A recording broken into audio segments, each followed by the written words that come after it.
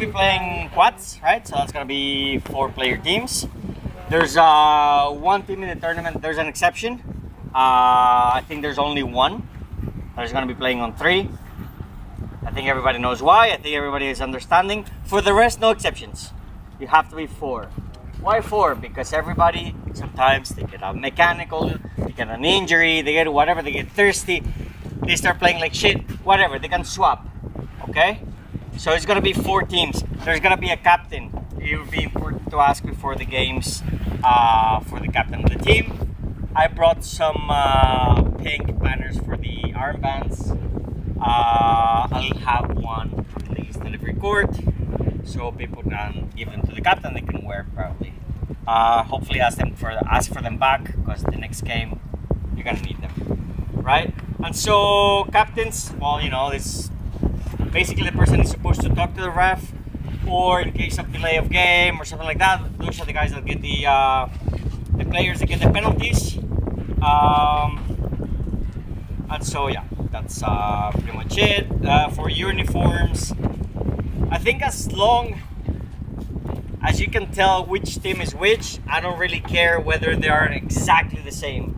If there's a theme like flower shirts, Hawaiian shirts, and they all look like they're part of something, I'd be fine with that. However, if you're reffing and you're having a hard time telling which team is which, or which player, you can always ask for the team to wear bibs.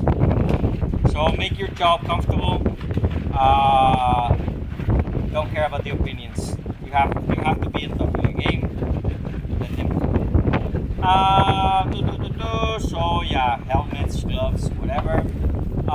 For mallets, there was a little bit of a discussion when we made this rule set about the 3mm protruding at the bottom of the heads, because some shafts, especially the thin ones, carbon, sometimes on the aluminum ones, with the attachment system, they protrude a little bit.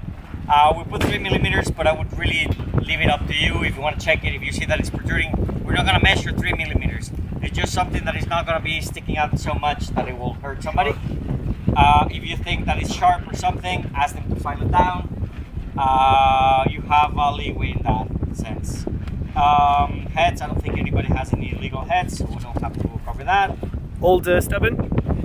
Sorry? Old stubborn? For me, I don't care.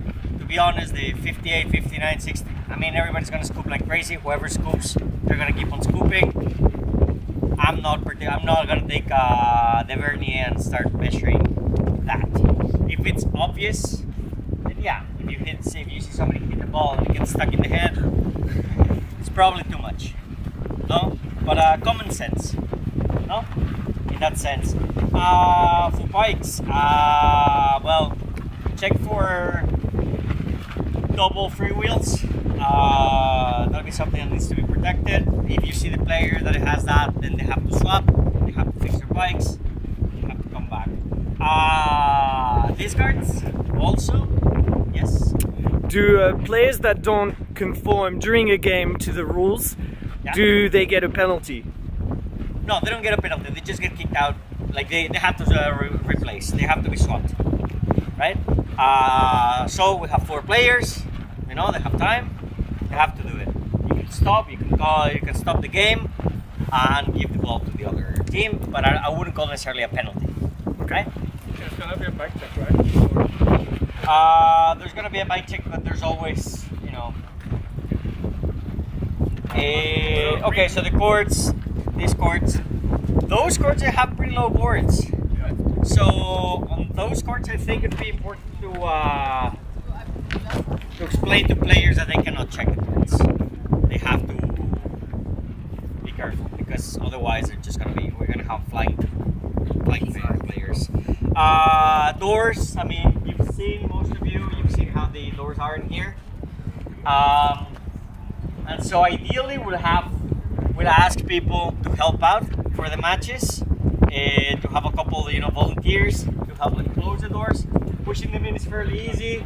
Pushing them back up, especially if you're coming out of the game, you have to drop your bike, you have to come back, you have to pull it. Not everybody has the size or the strength of the weight to bring them back up. It'd be cool if if you could talk to a couple of buddies and say, hey, could you help me out with the doors? However, for the reffing, I think we could be a little bit lenient in this regard, in the sense that it's not easy to come in and out. So coming in, obviously ask for the teams to be reasonable when they go into the court. You know, don't do it while the action is right here, because otherwise there's a big chance that you're gonna interfere with the game.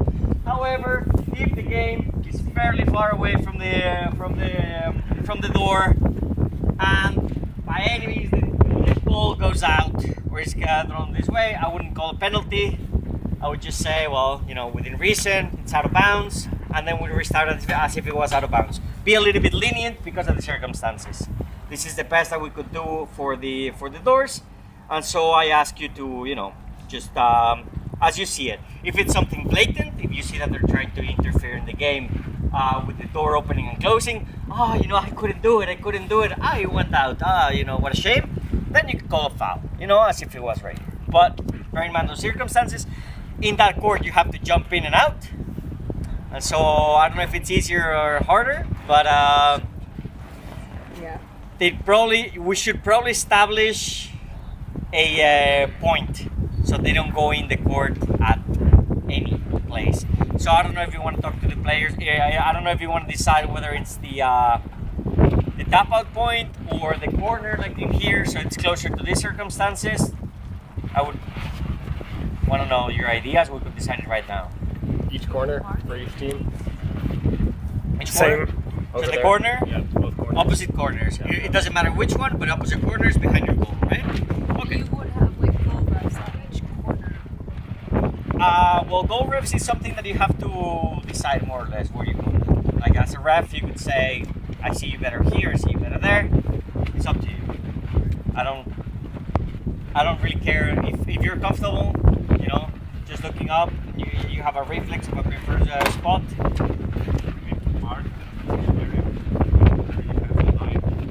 I mean, ideally it would be nice. Although the lines in here, I don't know how we're gonna solve that, to be honest, because with the tape it wasn't ideal. Now there's a discussion with the organizers how we're gonna do it, but there's no middle line.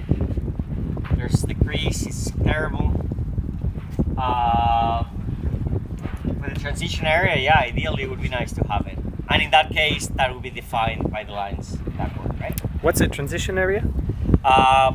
The space that you have for coming in and out of the court. Like how close are you to the door that I can come in? No? If the player coming in is left, balcony playing. Sorry? You don't have to step out. No, you come in hot. Yeah. Regardless of the other player. If they're coming out walking, you go in, you're in the game already. Yeah. We're gonna mark the boards. Ideally, it'd be nice to have it for the tap out area, which is roughly 1.5 meters, so that you have you know, a clear point where tap in. Because people sometimes, if it's not clearly defined, they get a little bit creative. Well, goals, nets, all of that, I think that's covered. I think that's pretty good. The crease, we have a diagram, that's nothing new. Okay, so refs, right? Or the game officials. So we need at least one ref. Ideally, we're gonna be the scheduling later on. So we're probably gonna ask each team to have one ref, one assistant. We're 4 per team, so there's gonna be like 2 shifts, right? There's not gonna be unless you want to do like a bunch of matches. I'm just gonna ask for a few. That should be enough. First days asking for goal refs and all that is gonna be tricky, so push a little bit. You know, if you see your friends and they're having fun, yeah, just be a killjoy and ask them to goal ref. Be that person. You're gonna get the little booklets. There's gonna be 1 booklet per day per court. All you have to do is mark down the team names. Well, it's fairly explanatory. You have, at the beginning, you have the goals. You should have 9 player. I don't think there's gonna be 36 goals per game. Matches, as far as I know, Django, correct me if I'm wrong, unlimited goals, no goal difference. Five goal difference for me, I think it's good because otherwise you have blowouts. I agree. And it makes a huge difference for those teams that get those matches. 5 goal difference is enough. Like, 5 goal difference. 5 goal difference. 5 goal difference.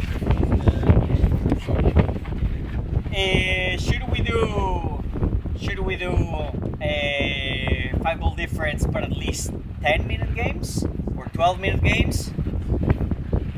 Yeah, because they're 18-minute games. They're 18-minute games, yeah. No stoppages, all up to the last 2 minutes. Yeah. 10 minutes. So 10 minutes. at least. At least.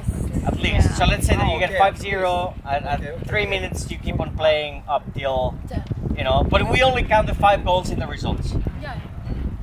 Right? Because otherwise it wouldn't be, What's the theory about why shouldn't there be blowouts? because in NC, your team and my team, we had like 10 zeros on the last matches, right? And so it made a huge difference. So for the third place, that we had those blowouts, that would change a lot of the results. So if you have 2 teams and one of them gets a lucky break on one of them mismatch, against a team that is a really beginner and something like that, they're gonna go way ahead of you, regardless of points. So I think that makes a big difference. If you get a lucky draw, you're gonna get a lot of points because the goal difference counts as to your final results. No? What do you think about a 7? Goal difference. Sorry,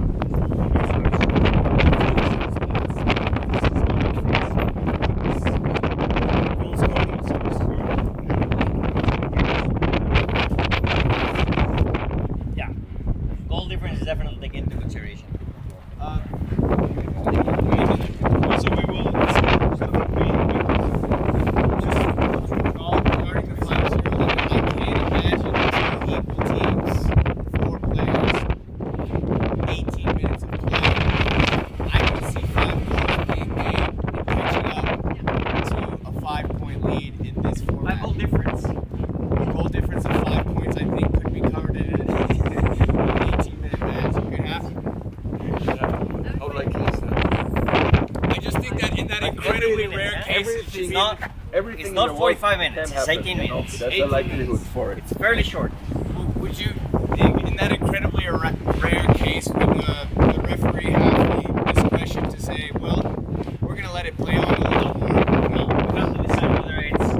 Otherwise, it has to be consistent. In that sense, it has to be consistent. We decide whether we want to do it or whether we don't want to do it. For me, if you get a 5-0 and then you catch on 6-5, I mean, it's a one in a lifetime type of thing. I mean. Well, maybe either like a little compromise could be doing more goals. Okay, different has anybody goals. seen that happen? No. Well, No. I mean, No. Nobody has won. Nobody has come back from a 5-0. But what happens when so it goes Well- 5-0 and you still play until 10 minutes, no? Yeah, And then exactly. someone catches up, like say 1-5, but it still counts the 5-0 because that was actually when the game stopped. But you still play the 10 minutes. What score does count? Well, what do you want to say?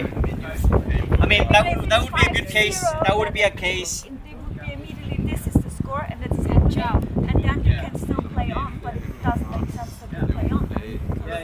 no, I think. I mean, in that case, I would cover Bernie's situation, right? Because if they get 5-0 and they start catching up, then the game would continue. No? Yeah. So if you get 5-0 and you score 1 goal, they still have to make at least 5 goal difference Yeah. past the 10-minute limit.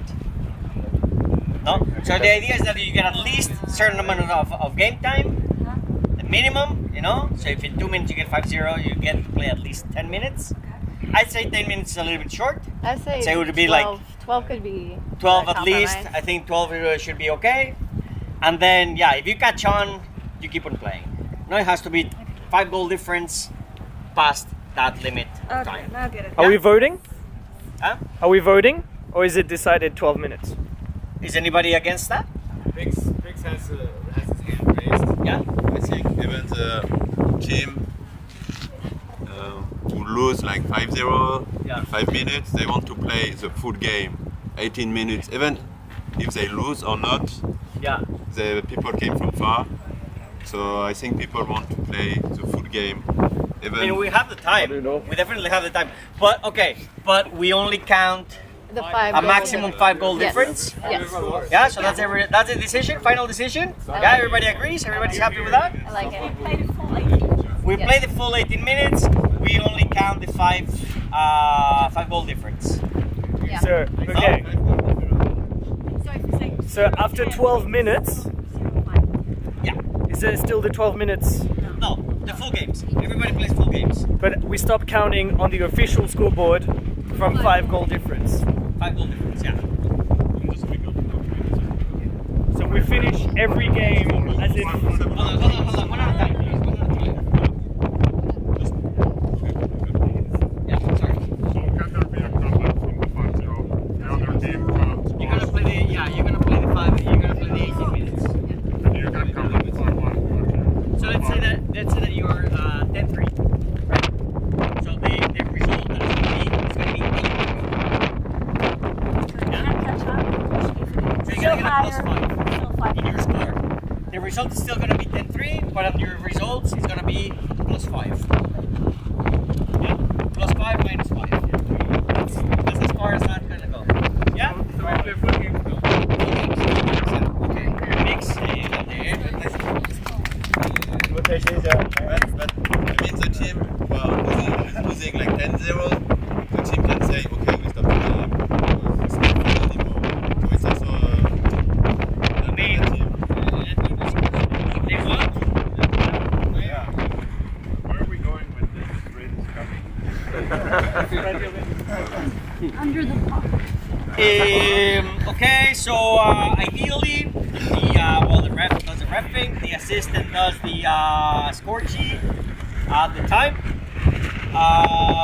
You're not limited to having only one assistant. You can have a couple of assistants if that's how you want to play it. Right? Switching at half? Because of the door situation? There's We have one door on each side, I think. There is going to be one door on each side? Okay. Right? I thought And this they court, were yeah, there's uneven. yeah. I mean, that court is a little bit of an incline. You could ask the players if they want to switch. You could ask the players if they want to switch. If they say, we don't care, then yeah, Okay. don't bother. If they do want to switch, do it roughly midpoint, and when the action is a little bit, calm down, because people don't like the hard countdown. And so just let it cool down and decide when to blow the whistle and make them switch. Okay, so the referee, the main referee, you're the big boss. You're the one making decisions, not the players, especially not the players. So be confident, be assertive, and trust your instincts. Don't go for but it says on the rules said that because it's a Tuesday and it's raining. No. Whistle what you think is proper. Whistle what you think the game is gonna have a flow. This is all about the interpretation of the rule set. The spirit of the rule. And if you see that the game you're starting to lose control of the game, or you whistle what you think is gonna bring it back to a state where it's playable. Okay? So that is your main job, not to know this by heart. Okay, we have this, we'll have our rule set available if you need to check it out. If not, you can download it and have it on your phone if you have any doubts. But you can ask me, I'll probably give you a wrong answer. But yeah, especially don't discuss the rules during the game. You can talk to the players after. They can disagree all they want. You're all volunteers. Nobody's getting paid to do this. It's no fun, ref. If I may, so in order to make the game flow, don't allow anyone to come to you. Just start the countdown as soon as the ball As you feel out. comfortable. Just don't get bullied. Because Okay. if you want to be lenient and you want to be a human being and people, you know, sometimes they get a little bit more comfortable when you talk to them like a person, you know, and you don't dismiss them automatically. If you feel comfortable and you feel like you're not losing control of your match, do that. But don't waste time. Don't make big discussions. If you want to be a hard ref, absolutely. You know, absolutely. 100%. That was as you feel comfortable. Can we agree on how we are going to deal with people who are bullies, like back talk, material talking, being shitty? You can give them a Let's agree on this in the group, so we are going to be consistent. You can kick them out. It's up to you. We'll get to that. Okay. For goal refs, it'd be cool if they can help out a little bit with the actions, especially behind the nets. Like I would actually like emphasize on the fact of the goal refs because it helps like main refs see falls or stuff like that on like corners and stuff that you can't necessarily see at times because you have to have your eyes on the ball. Absolutely. So signal, if you're a goal ref, ask them to be proactive. If the goal ref, if you see them waving, you can even stop the game and just ask them. The goal ref is not the ref, you know? So they can only give you input, but they're not gonna make the final decision. Final decision rests on the head ref, right?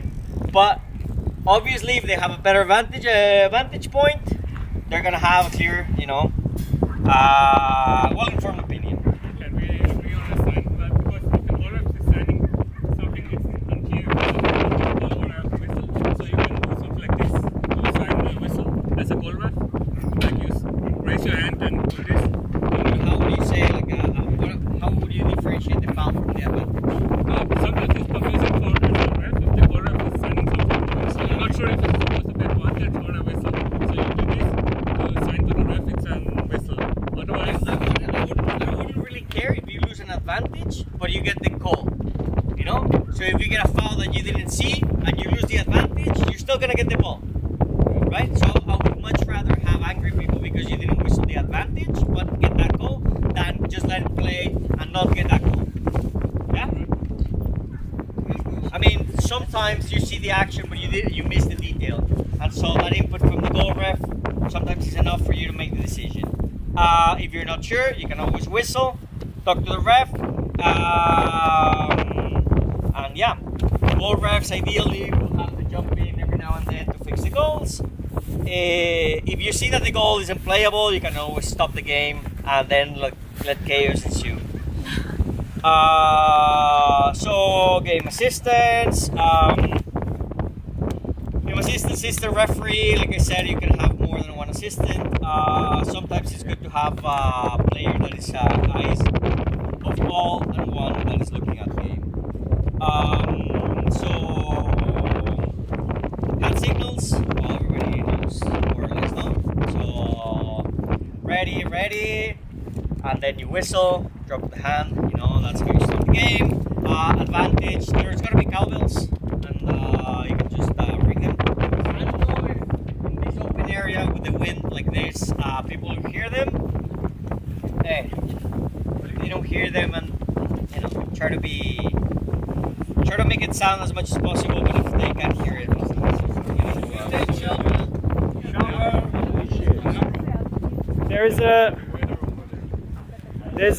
there's some tents that we can probably take out if we ask. Can we? everybody to the bar. Can we take a? Up to you.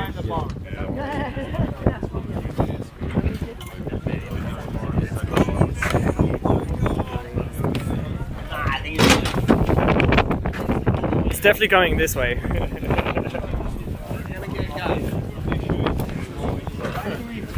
Timeout. Hey, where's the whistle? There it is.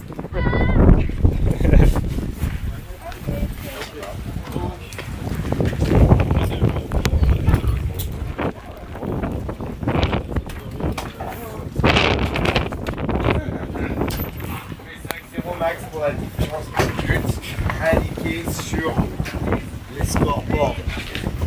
Comme ça, ça veut dire qu'on joue quand même.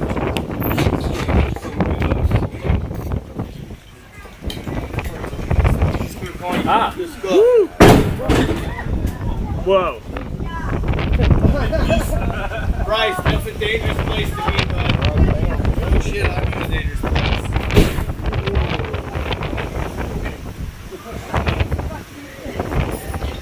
What about this one?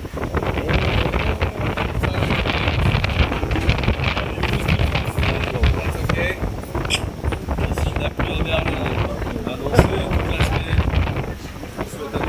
Les gars, si ce truc il claque, regarde les trucs là. T'es un peu à risque, regarde. Je te retiens.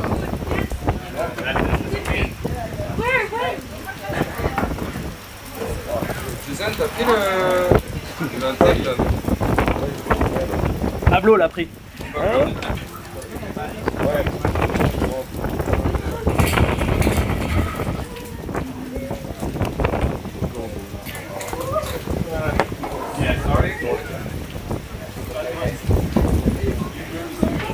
Everybody goes in the beer bag.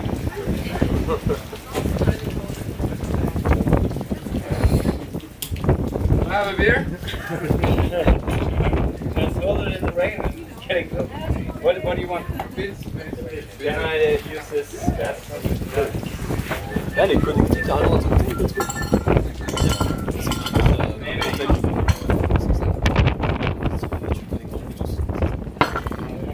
Bluetooth et Wi-Fi. T'as une appli du coup, je suppose, pour gérer la partie live.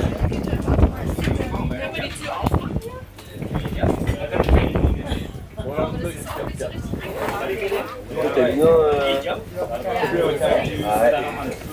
il est quelle heure?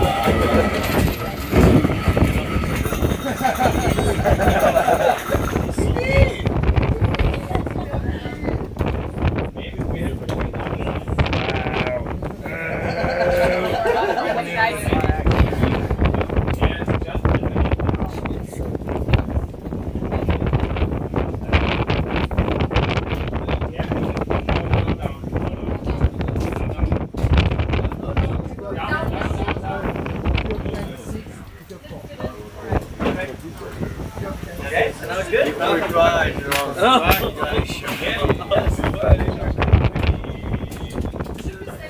I think I'm gonna go to a sports store and buy me a nice Fox 40 whistle. Blow ears off of people. Oh, I should that. Yeah, you wanna get Really, a really fancy one? like a kid? Yeah. That would be amazing. None of these silly ass whistles. Okay, so you're gonna be starting? Yes. Yes. Nice. Now I feel important. Okay, so hand signals, right? Restart of play. No? Yeah. You may play. Right? Delay penalty, advantage, like this. Whenever the ball leaves the court, or you have a restart, you can signal who gets the ball. No? Okay, so ball play. No? Possession. So who has possession? Possession is the person that has touched the ball and the ball is within reach and it's still playable, right? So if the ball moves relatively far away, like 3 meters or so, then you're no longer in possession, even if you're the last person. That ball is a free ball, everybody can just go for that. That also works when an advantage is over. What do you mean? Like if the ball is still in the player's area, reachable, playable, it's still its own ball. If he's playing on an advantage, If you lose possession of the ball, doesn't mean that the other team got possession of that ball. So the advantage ends when the opposite team gains possession, not because you lose it.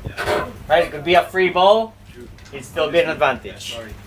Okay, so the shot, well, you know, everybody knows. One question. Yes. Can you have possession of the ball if both of your hands are on the handlebars? Can you have possession of the ball if the ball is playable by you? If you touched it last and it's still there, of course you're in possession. If it's playable by you, yeah.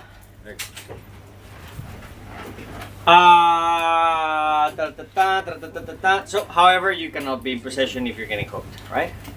So that's something that plays with the hooking. We'll get to the hooking later. So shooting. Shooting, you have to tap the ball. You cannot push it with the cap. I know Morgan does this. That would not be a goal. You have to tap the ball, right? So what he does is he just he goes like this, right? So it has to be a collision, right? He's gonna try it a couple of times. Make sure that you avoid his goal. He's gonna be very happy. Yeah, of course.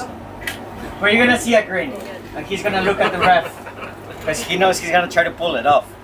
Obviously, it's not gonna happen in a big match, but everybody will be really happy if you avoid his goal.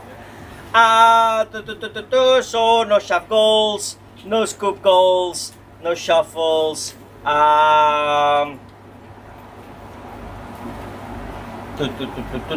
yeah, if you shuffle it and it bounces off and it goes into the goal, unless it's an own goal, it would not be a goal. So shuffling, ball jointing. Ball jointing, it says 2 seconds. I'm not gonna necessarily ask you to count 2 seconds, but yeah, no long ball jointing, right? If you see that start to become abusive, well, you can. Can I? 2 seconds is not 1, 2.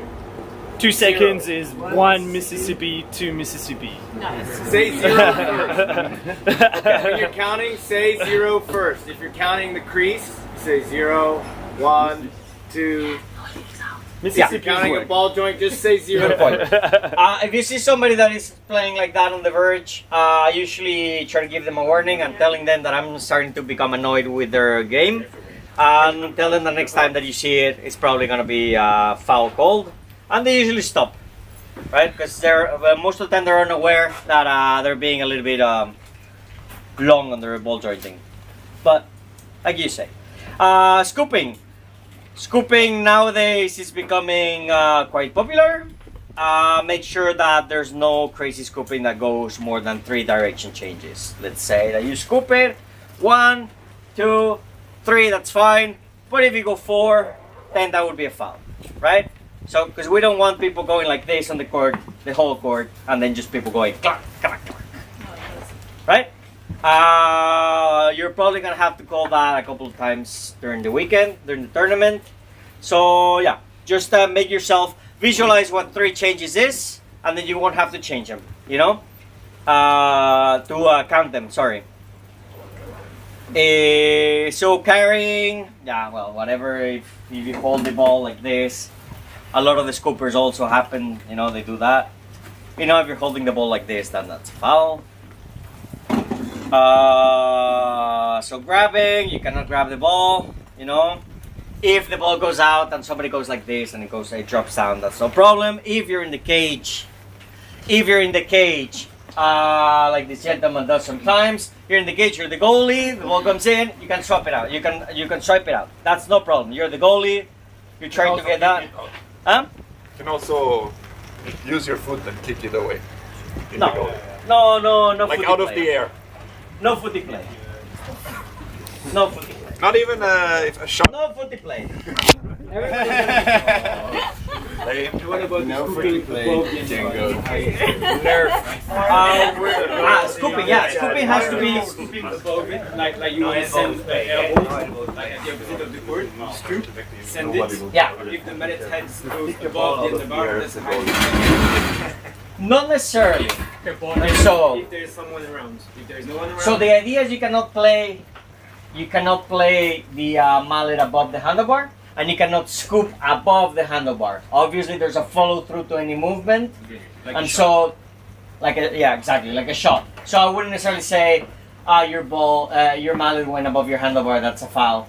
However, we'll get to high sticking, but what you cannot do is scoop it above your own handlebar or above somebody else's handlebar, because that also happens, right? And so the line is always whoever's handlebar is the lowest within proximity, right? Obviously, Django is gonna be a very tall bike, no? So you can do it a lot, Django, but your own handlebar is the limit. Fairly low. Huh?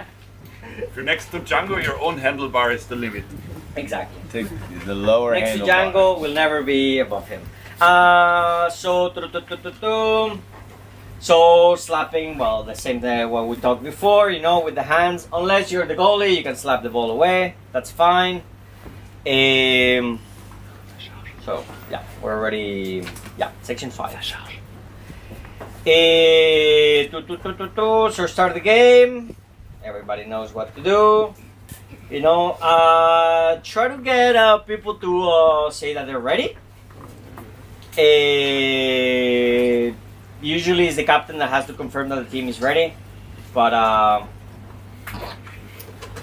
well, it doesn't have to be the captain. Just try to manage your own game. Can you count the 10 seconds they need to be ready? If you have no answer, 10 seconds, play on. No, it's a foul. Not exactly. We'll get to the restart again, right? Because there's a procedure. But if you feel comfortable with that, as long as you say it, I will be fine with that. Okay? Everyone's supposed to know that they have 10 seconds to be ready. Let me just get to the restart again, but we'll get to that. So the joust. No lefties unless there's 2 lefties and they both agree to do it, and it's very clear that it's gonna be a lefty joust, right? So no creativity, no fancy moves, no nothing like that. It has to be a righty joust, and they have to go straight to the ball. Okay. I had a question about this. Yes. Because I saw this a lot of times. 2 righties going to the joust. Yeah. One is starting to the left, and the other one is starting to the left too. Is cutting the line. This Okay. is illegal. So. I'm just asking. If it is. So the idea is that you have 2 players that go straight to the ball, Yeah. right? I don't really care if you don't have to measure with a ruler if they're having, you know, No, but any if he's deviation on the crossing. way. However, you have to play the ball and you have to play to the left, and your line, your jousting line, should not interfere at all with the other player's line. Very good. Right? So if you feel that the player is changing trajectory, or by any means that they're doing it, they are creating a hazard to the other player, or the other player cannot push as hard because he is in the way. 1 minute out. You know, you got creative. Go be creative outside. But who's Right? crossing whose line? You're supposed. There's a ball. There's a midcourt, and there's 2 guys that are 2 players that are supposed to go as fast as possible. So you have. You obviously see who got creative. If they both get creative, then you give them a minute each. You know. So And like, everybody happy. In Germany, I think in Germany there's a lot of players that start on the right side of the goal from their own goals, and in France, I would know they start usually on the left side of the goal, which means one of them is crossing each other's way. Well, they're both crossing each other's way when they get the ball. No.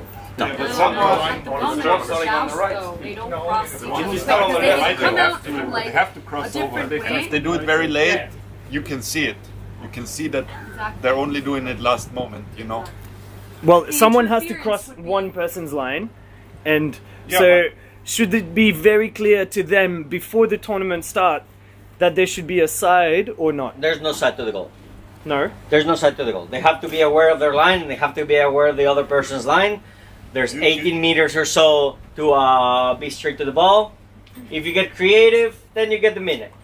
You know, you see who's starting on the wanna be right, clear, and like, you see what their The righty trajectory can is. start on the right side of their goal, but if they go straight to the ball to the left side of the ball, that's still okay. Yeah, as long as you don't interfere, as long as it's clear that you're not interfering on the other person's trajectory, that's fine. You know, because it's happened 1,000 times. We've seen 1,000 jousts with no problem. You know. However, people do play that as if it was an advantage to gain other than speed. No, the joust is about speed. Who gets to the ball first? No creativity, no fancy moves, no I do this pivot, watch me. No. Just go to the ball, be the first one to be there. Alejandro, why Yes. is it 1 minute and not 30 seconds? Because that would be a dangerous situation, right? So we're trying to we'll get to that. Yeah, sorry. Of course, this foul and it's a problem, but I think more commonly as referees, being that our role is to ensure a fair joust, knowing that the majority of players execute a fair joust, our Yeah. main role is to make sure that there aren't any false starts. And I'm wondering if you have a suggestion on how you like to organize you and your assistant ref in order to ensure that if there is a false start, one of you sees it and it can be blown if that player who made the false start didn't, on their own accord, pull away from the joust out of fair play, in which you would continue play out of just fluidity of the sport. But So for me, if you get a false start, right, and you get the ball, you get a foul. If you have a false start and you don't get the ball, I just let it play. okay. Right? You could call an advantage if you want to be really strict. For me, if you made the false start, it could be a mistake. You know, that's a tricky situation. If you don't get the ball, if your team doesn't get an advantage from you cheating or making a mistake, for me, just let it play. Because otherwise, you waste a lot of time with the reset again. Just, you know. And again, the definition of a false start for a joust is what? False start is you leave the boards before the whistle. So if you're hopping in front of your boards and you're not making contact with your rear wheel before you joust, it's so trifling, but it is I mean, that player's rear wheel is up on it. Like I say, spirit of the rule. Excellent. Spirit of the rule. I don't really care if the you know there's a comma spirit of the rule. If you see that it's something that it's common sense, it's fine. If they're hopping a meter in front of the bar of the boards, maybe yeah. of course. You know, you're allowed to desist from the joust. So if you're rushing and you see that you're gonna totally beat, you can stop. You cannot interfere with the other player's line. They're gonna be coming at full speed, and you have to desist far from the ball, right? Not when you're like, I'm about to lose, I'm gonna block you. No, that's not gonna happen. But you were a little bit late. Your chain, you know, kind of skipped. Whatever, you're allowed. Once you leave the boards, nobody is obligated to go all the way to the ball. But you have to be safe, right? Don't do it at the last second. If you're gonna lose, you lose, and you take it proudly, and that's it. You were too slow. But you can always, you know, you can change your mind. Change it soon. Alejandro, the same goes also for the second person that is about behind the jouster, right? They cannot, in the last moment, cut the line of the oncoming jouster. They also have to be... There has to be a radius. It says it's roughly 3 meters. Nobody's gonna measure 3 meters, but nobody's really supposed to block a full charging person, right?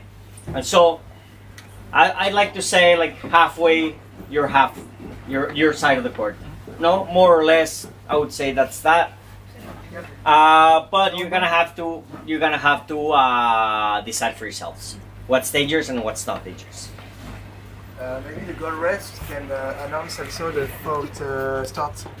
Oh yeah, definitely. Goal refs definitely should keep an eye on who's leaving before the whistle, and just wave your hand. You know, usually when you have an assistant, you say you look left, I look right.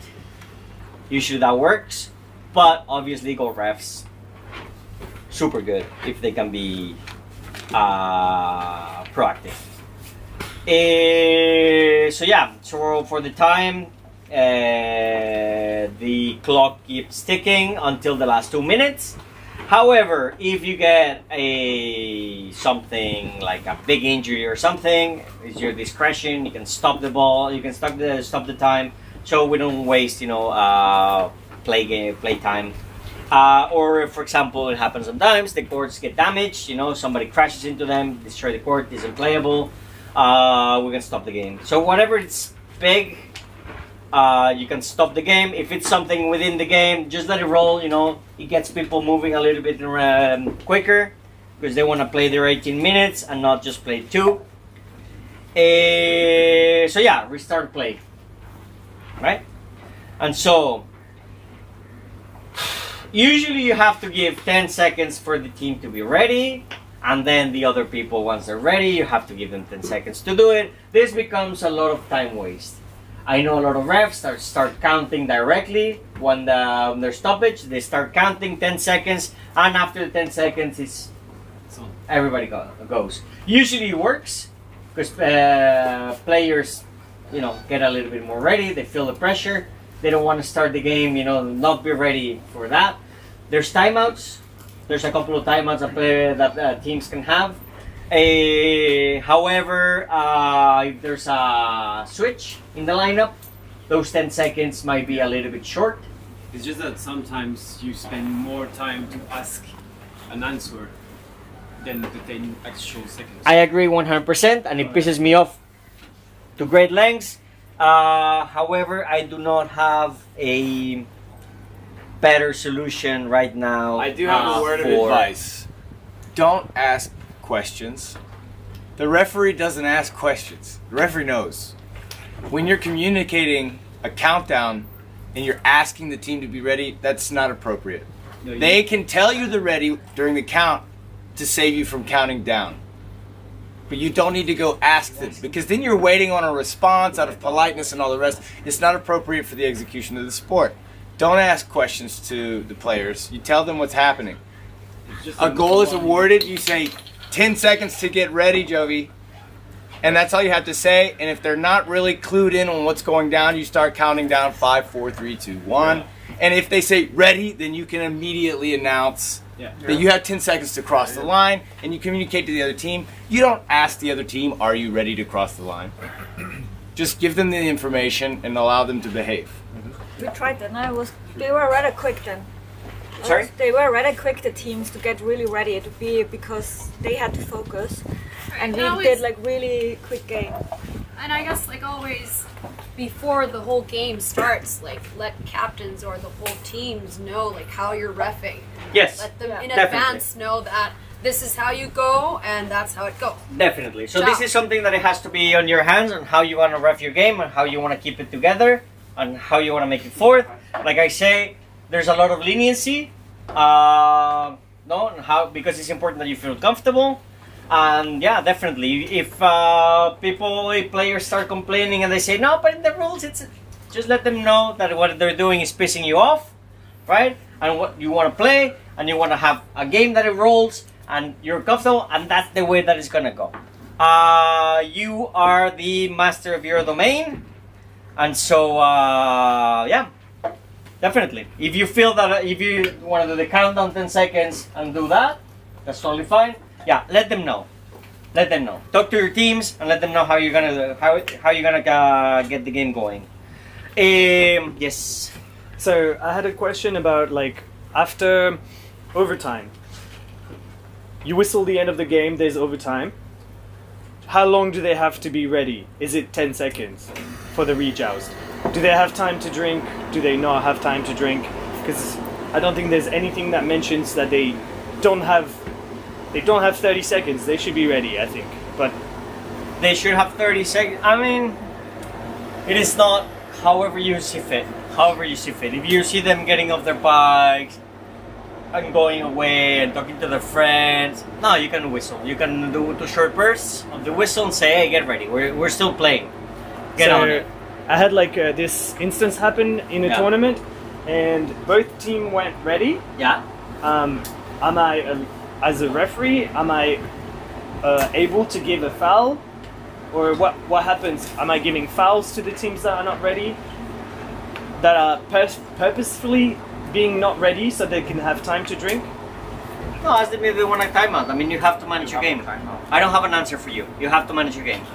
Sure. Right? Whatever you feel comfortable. However, I think that if you start giving fouls, at the end you have a timeout, no? You can use it. One at a time, please. Maybe. I'm asking as the referee, not as the team. Okay. See, as a referee, I think that you have to let them know, at least let them know that you're gonna give them a foul if they don't comply with you. Sure. Right? So I wouldn't necessarily call 10 seconds after that, because usually a golden goal, it's within the elimination phases. People are a little bit more excited. They're a little bit more tense. Sometimes the weather, it starts getting really hot, so that's a perfect situation, to like cool yourself down, get a little bit of water, it's starting to become golden goal is stressful. Yeah, if you want to get them playing, yeah, let them know. You whistle a couple of times to call their attention, and tell them, tell them what's gonna happen. You know? Can we agree that there should be a small break anyways? Like before a golden goal, there's just a 1 minute break and the referee just 1 minute calls is a it, long you time. know? Not necessarily, man. Not No? necessarily. I mean, people sometimes just want to play. So manage your own match. I don't think in that case people are gonna be like, oh, but the other ref, you know, my mom lets me go to school like this. No, Well- manage your own match. If you think that's gonna be, if it's annoying you, get them playing. You know, if you But want a let's say- timeout, go for a timeout. But if I were the ref, let's say, Yeah. and it's very hot, it's an elimination game, Yeah. it's sunny, Well, you know, I would just grant a minute and then they can restart, you know, like that's, so it's your discretion, right? Let them know. Yeah. Let them know that they have 1 minute to Yeah. to drink. Yeah. You know, but do I mean, it manage should your be own clear match. that after that minute they have to be ready and then the whole procedure starts anyways, but yeah. Yeah, definitely. And you can do the countdown for the minute. Say Yeah, yeah. 30 seconds left on the break. Yeah. Well, we'll get to the timeouts anyway. End of the game. End of the game ends the game. So the final whistle ends the game. I don't care if the shot, you know, it's in the air and no, it's gone. If it's not in the goal, if the whole ball across the whole line before the whistle, it's not a goal. Right? So the moment the whistle is blown, that's it. Nothing happens. Right? Yes. I was wondering about the 10 seconds. When you're not ready within the 10 seconds, Yeah. you get a foul or not? So the idea is that the team that has possession, Yeah. right? Yeah. If they're not ready, Yeah. the other team can cross. Okay. However, the way that is written is if you have possession, if you're not ready, the other team can get the ball from you, right?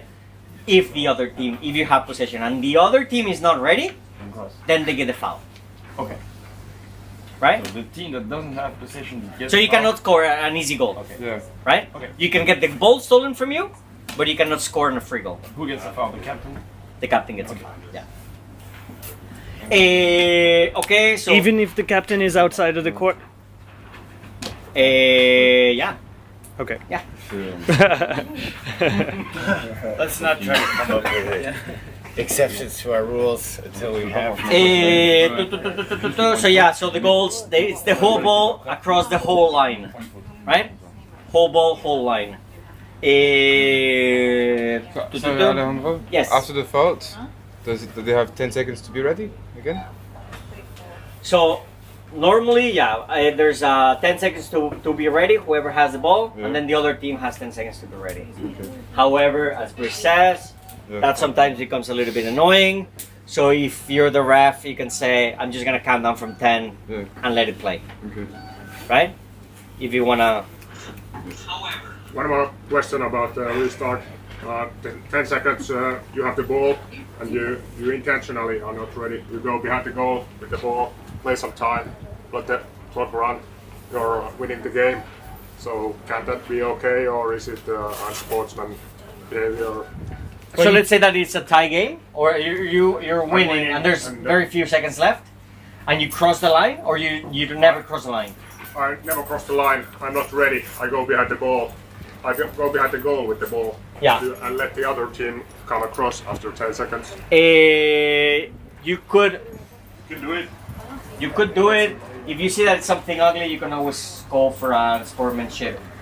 No conduct. But yeah, I think it is unsportsmanlike. The team in possession, the time just starts when they're, you know, after 10 seconds it just starts. So Yeah. if you think you want to kill 3 seconds more by waiting behind the goal with the ball until time starts, you can do it. You know. I would say call it as you see it. Yeah. Call it as you see it. If you think it's unsportsmanlike, then yeah, call the foul. You though. The crowd will hate you for it. No, but I mean, I do agree to a certain. You know, it's not difficult to cross the line or have one of your teammates. It doesn't really affect you with as a ball carrier to have one of your teammates But just it cross the affects- line and start the It game. affects the other team that is losing the game. They lose 5 more seconds because they have No, to but the charge time behind is the goal. stopped. If it's before the end, the time is stopped anyways. Indeed. Last 2 minutes, the time is always Yeah, stopped. and then after 10 seconds, clock starts. The Yeah, other yeah. team may cross, and they realize that now we have to go for the ball, which Yeah, yeah. is 20 meters away. They lose 10 seconds. I mean, they would do it. They would have the same distance in any case.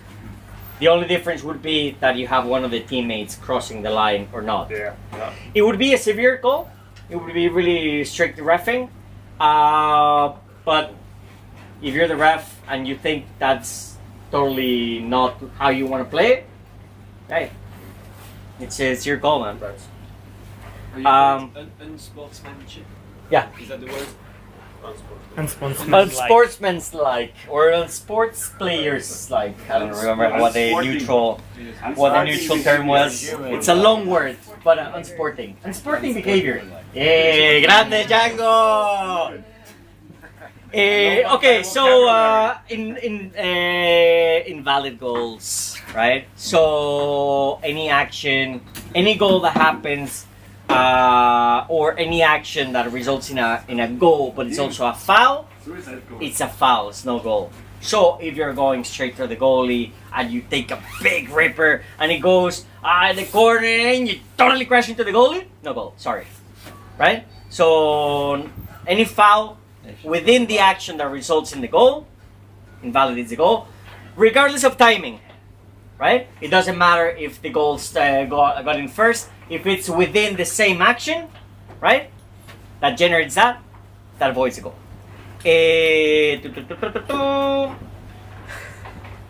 What else? And then the goal judge just says no. On goals, if you put it in your net, it's a goal. It doesn't matter how you do it. Well, out of bounds, lodge ball, I don't think I have to go through that, you know, if the ball leaves the court. Well, you should... When the goal hits the net behind the goals. When the ball hits the net behind the goals. Is it out of bounds? No. If the ball is unplayable, it's out of bounds. Okay. Possession goes to the whoever touched it last? No. The other team. Yes. No. Unless it's trapped in your bike, which would be you touch it last, but I mean you're considered. That's right. So bikes can be out of bounds zones. Cages can be out of bounds zones. And So- of course the periphery. I hit it and it gets stuck in your bike. You're not a foul. I mean, no, sorry. I hit it and it gets to your bike. It's my ball. Yeah. Yes. Yeah. Okay. I hit it and it gets to your bike. It's my ball. Okay. Yeah. I hit it and it goes into the net. But not goal. And it's unplayable. Obviously, if it goes, and just it happens, 1,000 times. That it just rests onto Behind a little the bit of a goals. loose net and just go in and it's totally playable. Yeah. That's totally playable. I think the But question... it gets trapped or it gets tangled and it starts, sea turtle and out of bounds. What about the net behind the goals? No, the nets are not part of the court. If it hits, the nets are to protect the people. Okay. If they hit the green, If it bounces on the net. if it bounces off the green net, that's out of bounds. No, the boards are the court. Anything above. If it hits somebody in the head and it goes back into the court, out of bounds.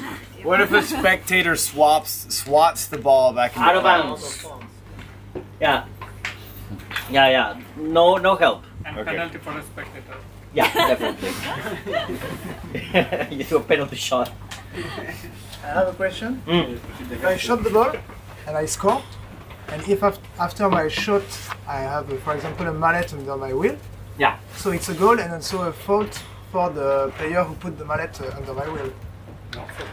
There would be a foul for them, yeah. cross But the you court? didn't. But you didn't have. You wouldn't. Yeah, it's a goal. You wouldn't get an advantage. You wouldn't have Yes, nothing. but you cross fault on the book. A foul from your. Yeah. You put a foul. Yeah. You put that foul. Yeah. You mark it on the book, but that would be it, right? If it would be a third foul, for example, if it would be something leading to a 30-second penalty, because you scored, they wouldn't get the 30-second penalty, but it would accumulate under escalation, right? So out of bounds, that injury, if they get injured, you can stop the game. However, if they get injured and they're able to walk out, that's why you have 4 players. Get them replaced, right? If it's not life-threatening or something like that, get them out of the court. Get help outside of the court. The game needs to keep on playing. You have a replacement. Bring the replacement in.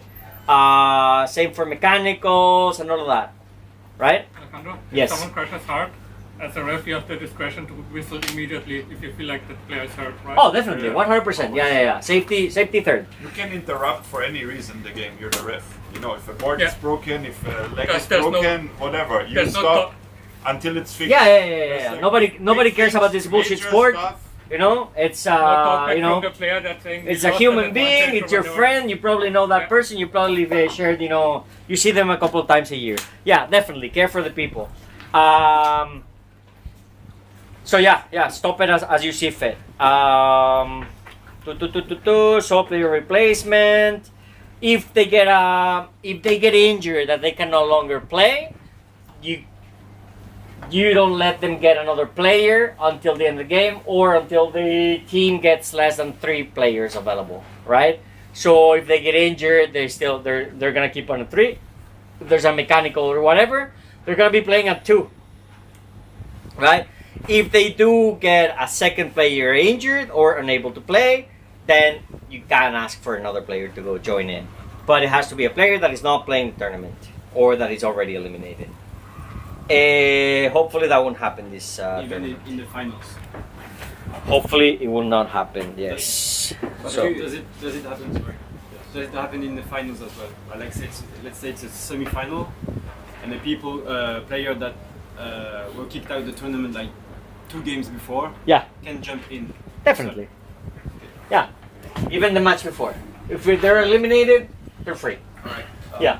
So let's assume that the second player get injured, and there are only 2 players on the court from Yeah. the team, and he's not able to walk out or whatever. So you stop the game because for the sportsmanship. Yeah, definitely. You stop the game, and then you have to make sure there's at least another player available. Okay, and then Yeah. you make call how long you see, like a minute, 2 minutes. No. You have to. I mean, It's up to you. it's no. Let them find somebody. We're not gonna be waiting 1 hour, Yeah, of course. but we're not gonna be like 10, 9, 8. You know? Spectators. Yeah, definitely. Everybody's gonna be pretty scared, anyways. So yeah. Timeouts. Every team gets 2 timeouts of 1 minute. They may have them as they see fit. There's 2 additional timeouts of 30 seconds to change players, especially in these courts. If you want to have a squad change, you can ask for the 30-second timeout.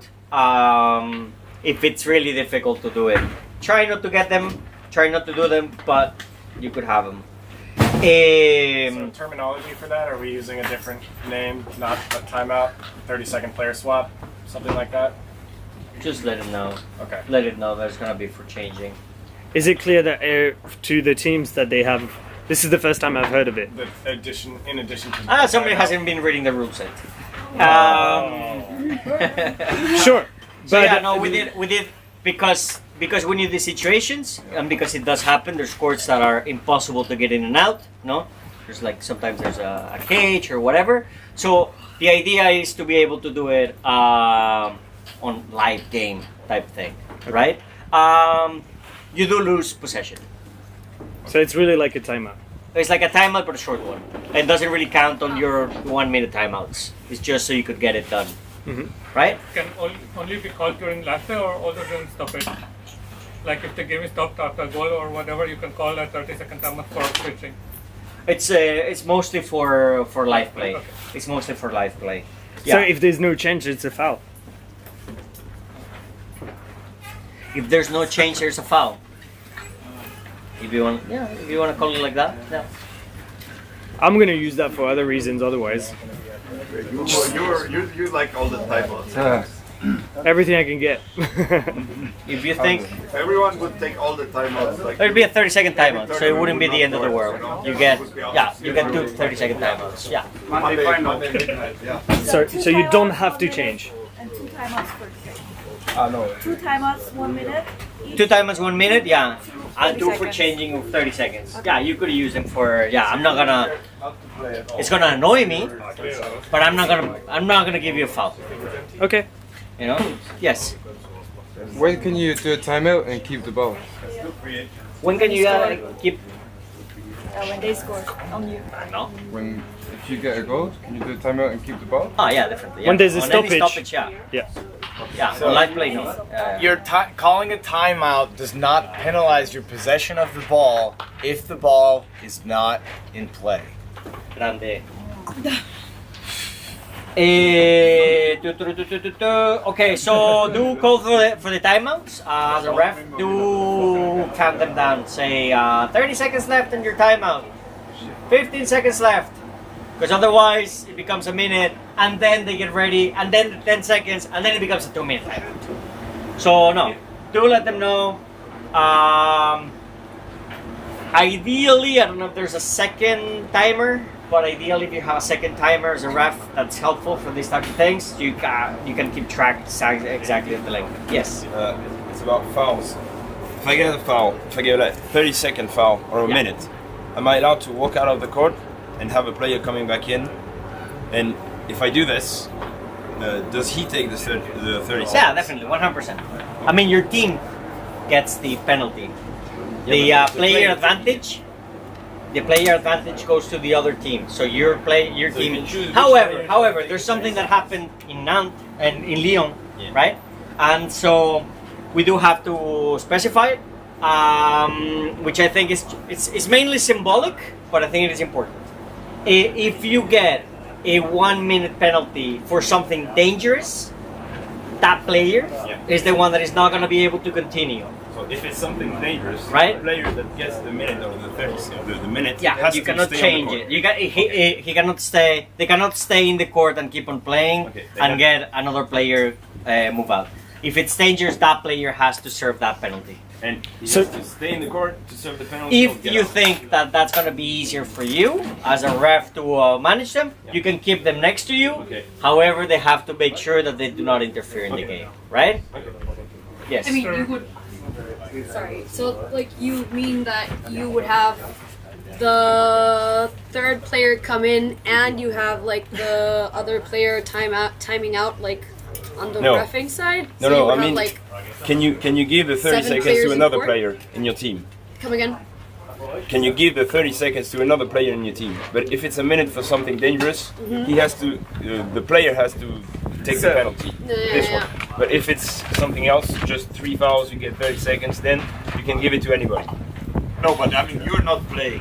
Yeah, you would have to swap off court. Yeah, they would have like you a would new have to player. play. would But have to but you play. can say, okay, you go already So out. it's only to the player that's coming in that's going to take the 30 seconds. Yeah, yeah. So You come you're out beside- of the court. Okay. And someone Yeah, else of course.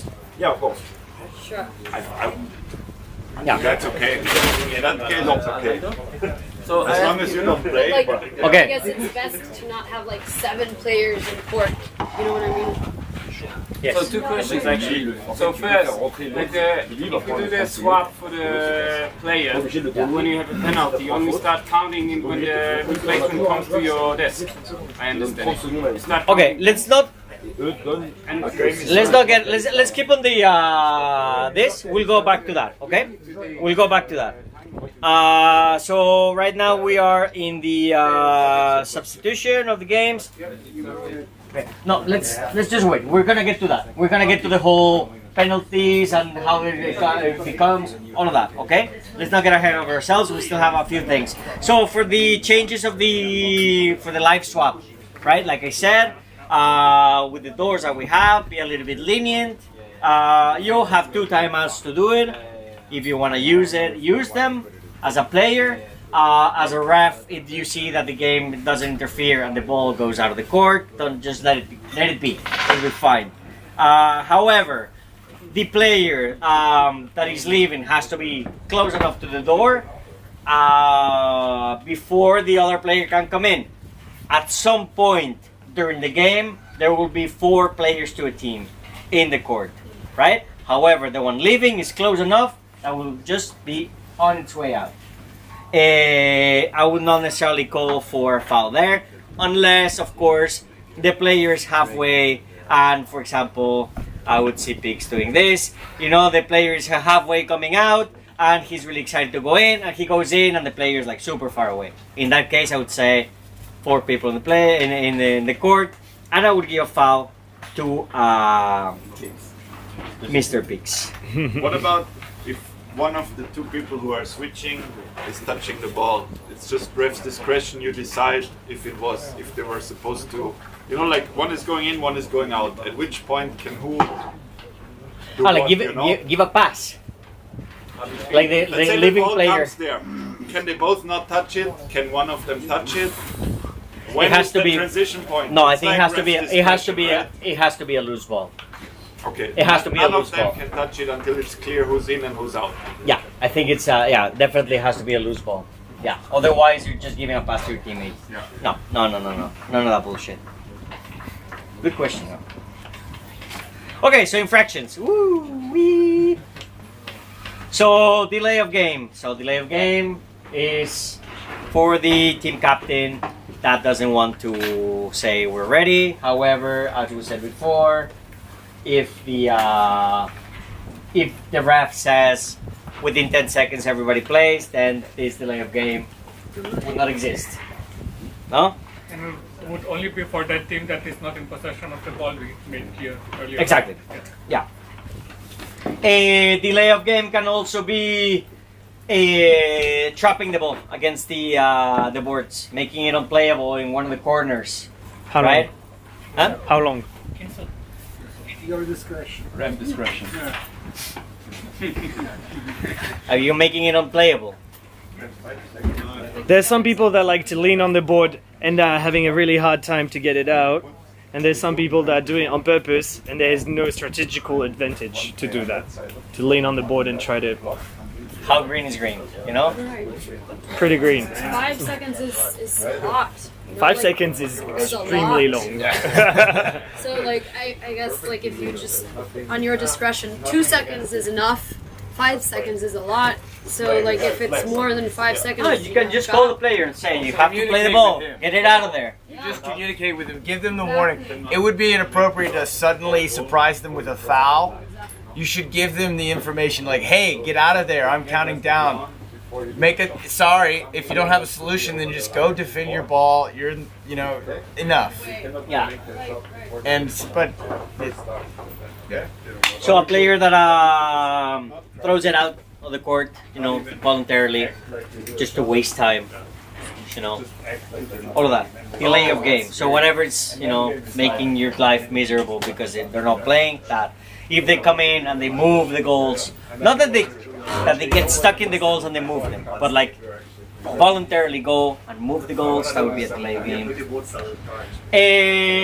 So unsporting behavior. Grande Django. There's no such thing like this. So what is unsporting behavior, ref? So it's general continued disrupting of game proceedings. So anybody that is being really annoying.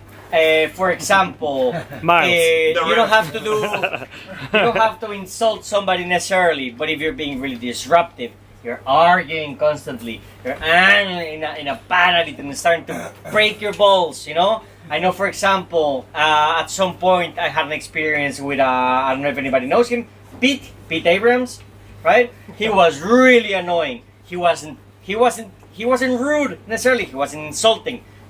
But he was really annoying into the procedures of the referee. That would be unsporting behavior, right? That you could say, stop this. I don't want to hear from you. I don't want this dynamic, right? So I'm not pointing him out directly, but at one point it did happen, and it doesn't have to be something that fuck you, ref. No, obviously that kick them out. But if they're annoying you, if they're really making your life difficult, right? Protesting, or like every time you call. And you make a call, they come, ref, can you make no? Oh man, just let me play, you know? So unsporting behavior, in regards to the ref, all of those attitudes, whatever you feel that is really affecting you as a person, that would be sporting behavior. Also valid for the captain. Sorry? Also valid for a captain.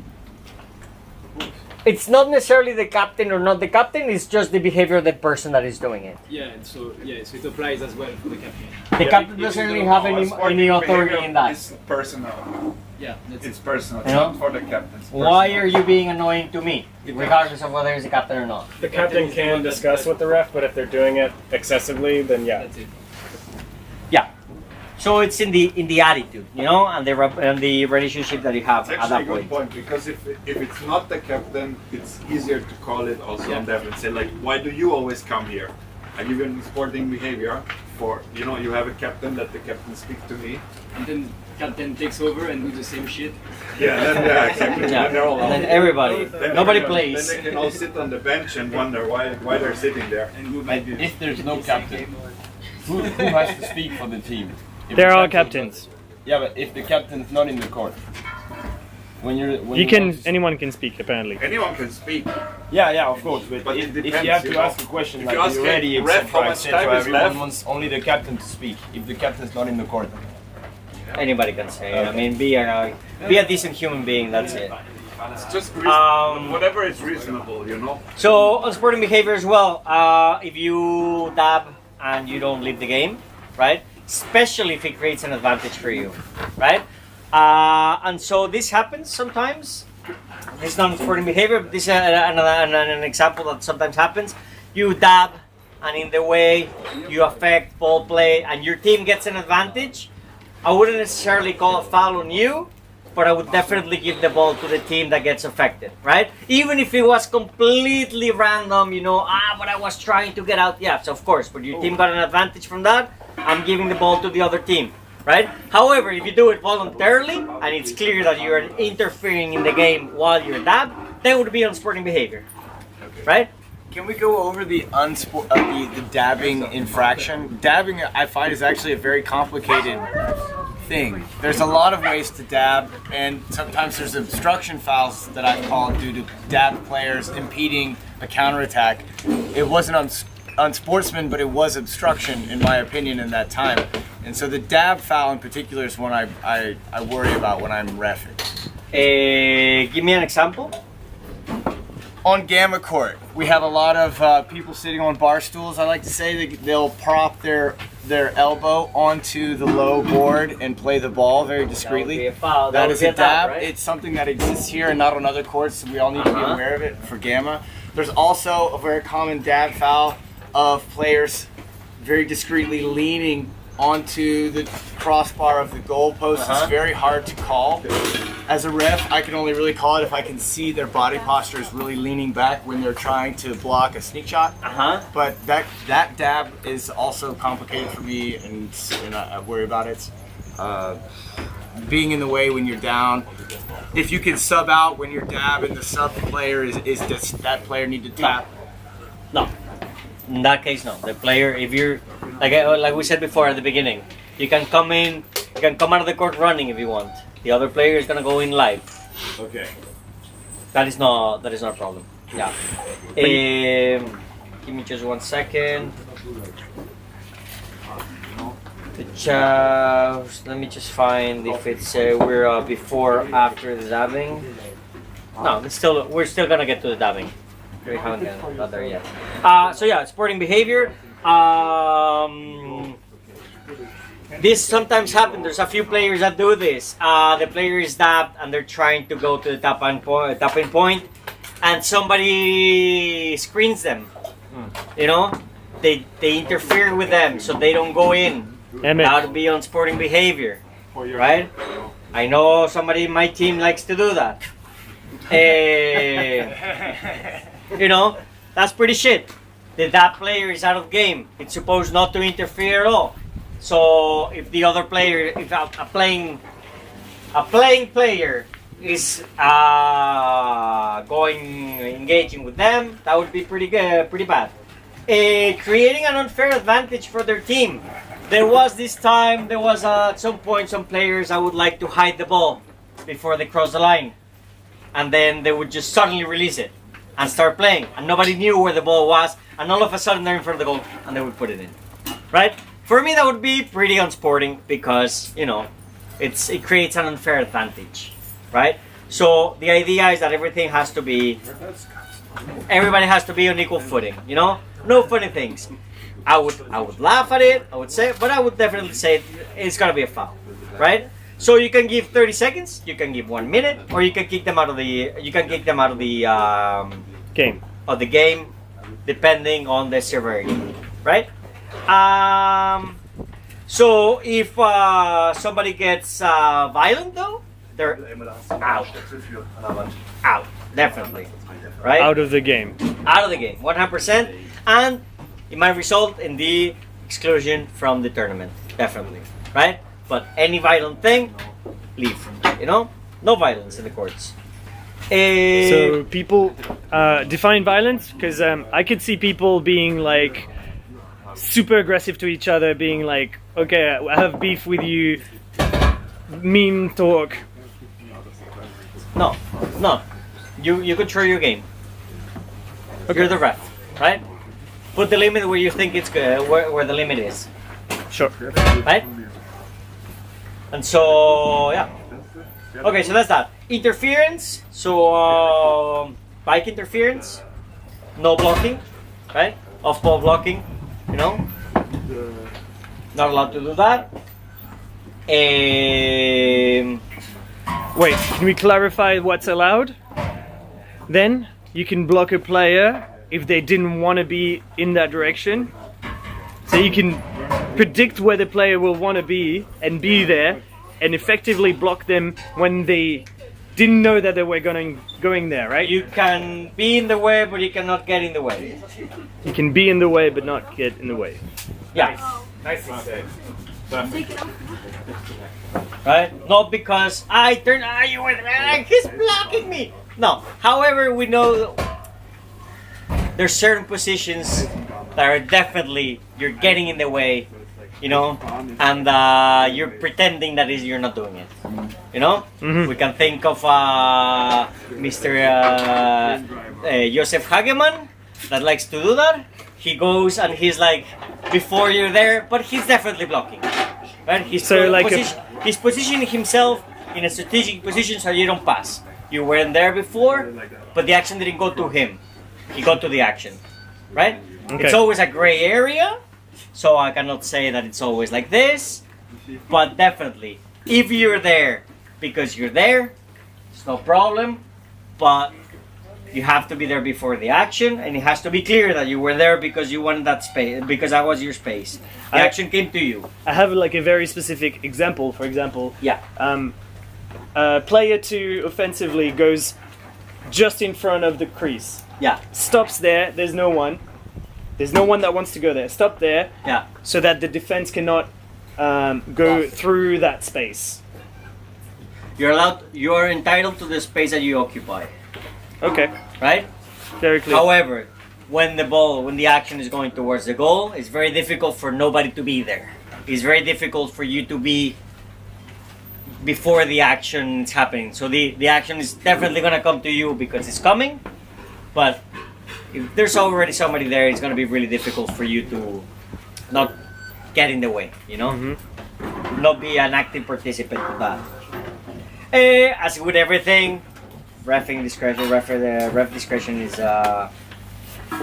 necessary. So yeah, all players not in possession have the right to the space they occupy.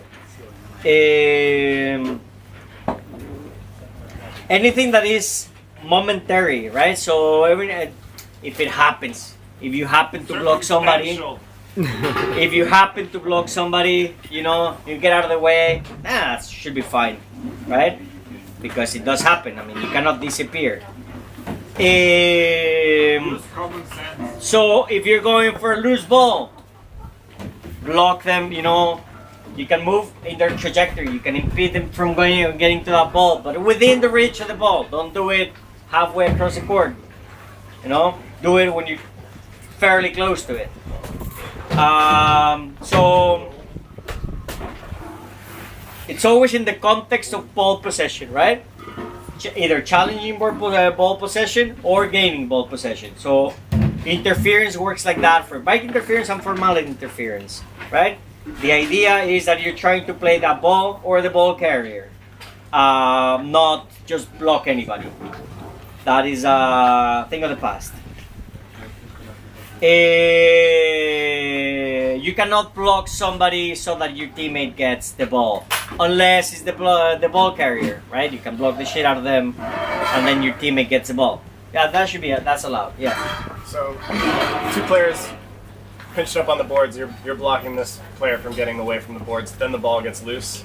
Yeah. Sometimes this player just takes their time clearing the area for that pinched in player to be able to move out. Is that some sort of? I think that would be in the context of ball possession. I think that would be fine, unless the ball is like completely far away, and it's blatant that you're just trying to block that person. Yeah, that's what I'm saying. So like. So if the ball is really far away and you're still blocking that person, and you're doing it for obvious and extended period of time, you can call it bike. You can call it bike interference, definitely. Okay. Yeah, because you're not playing the ball. There's no interest in you playing that ball. You're just playing that player. You know. So think of the context. It's always a context of what's going on in regards to the ball, right?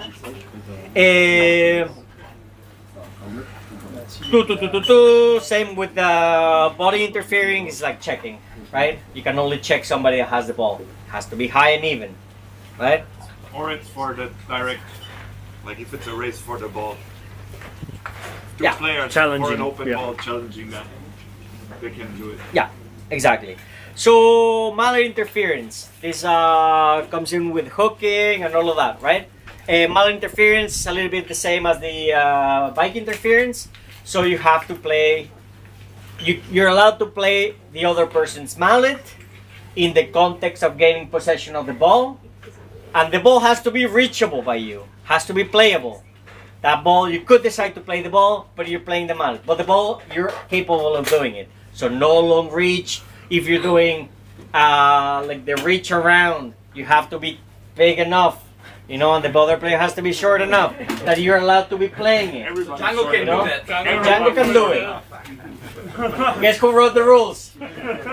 No, but I mean, you have to understand that, you know, the ball has to be playable. 2 meter long mallet. Definitely.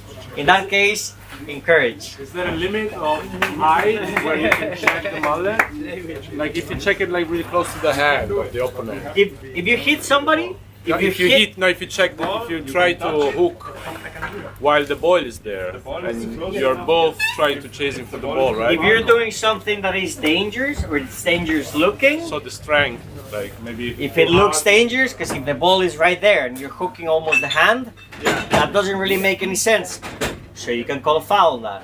Definitely, 100%. Yeah, sure. Right? But we're not gonna measure exactly, like 5 centimeters from the hand.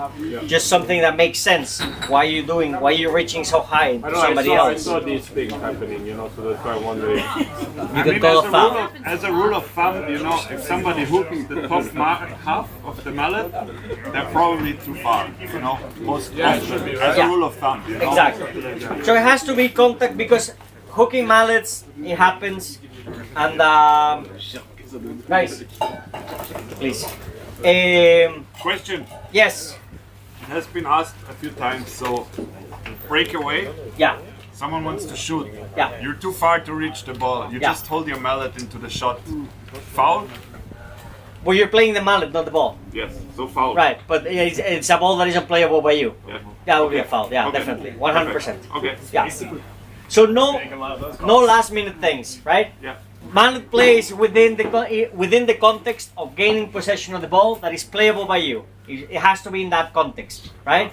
That, like going around and just slapping somebody's mallet, you know, tick it. No, that's a foul. That's a mallet interference. And also consider the speed, the velocities, the directions, because it's dynamic, right? It's not always static. So if the ball comes towards you and you start hooking, yeah, it's fine, because it will be there. You will be able to play it. If it rolls away, stop it.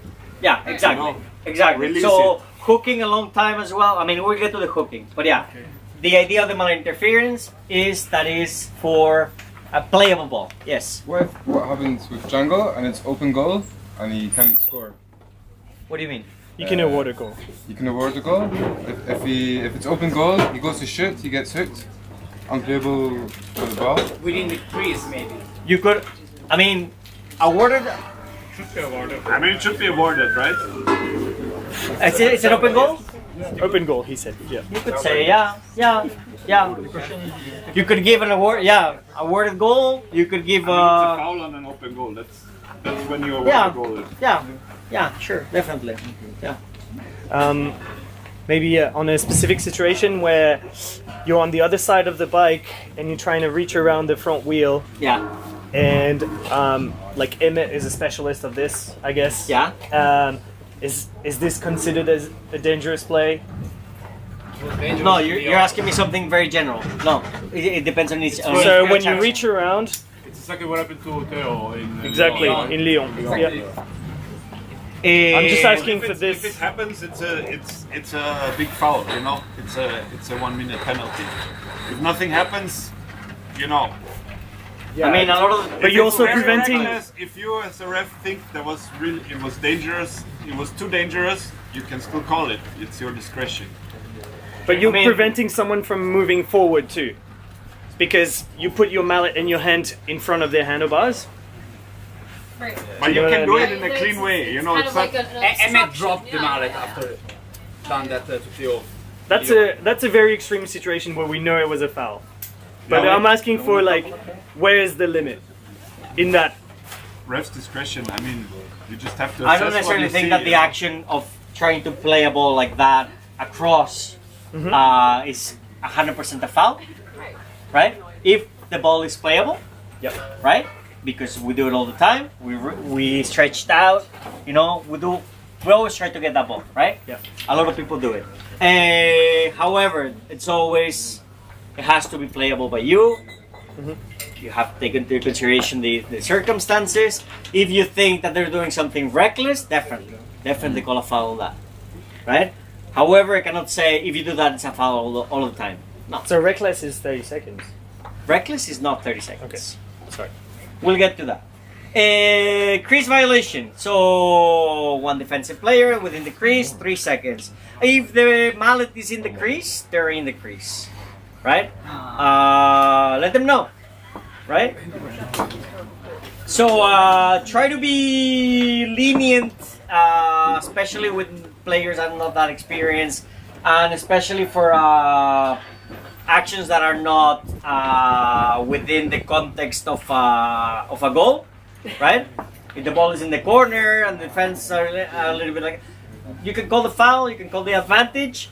Don't necessarily give them 30 seconds, or you can just give them a warning the first time and let them know what is going on, because a lot of the crease violations they're by ignorance, right?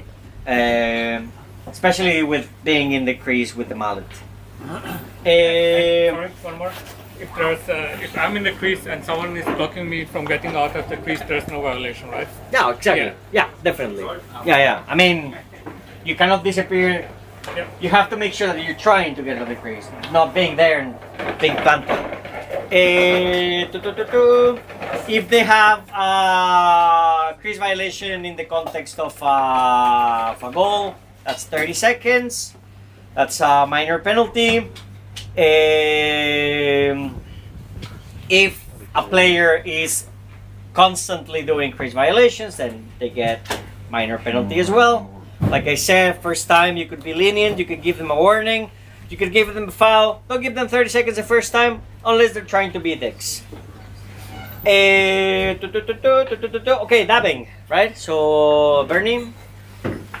There you go. So, dabbing, anything that is a horizontal surface, that would be a dab, right? You put your mallet, you place your foot on top of the mallet, that would be your dab.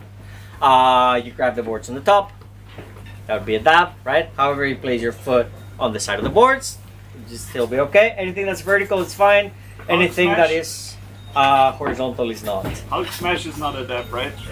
Hulk smash, if you can hold yourself with a hand, I would say that would be a dab. Yeah. You know? Can you? You're talking about tripoding with your hand. If you're holding yourself stable, let them know. Because they're going to be doing it. There's only a few players that can hold themselves like this. Let them know that that's not going to that they cannot do that. They have to go back up. See that. Huh? It's difficult to see that from their ref position. No, they're really obvious because they're doing like these crazy right and they just stay like that. And you see them. Yeah, exactly. So let them know that that would be a dab. I don't think a lot of people are capable of doing it. So yeah, that's strange situation. What about a foot in the net?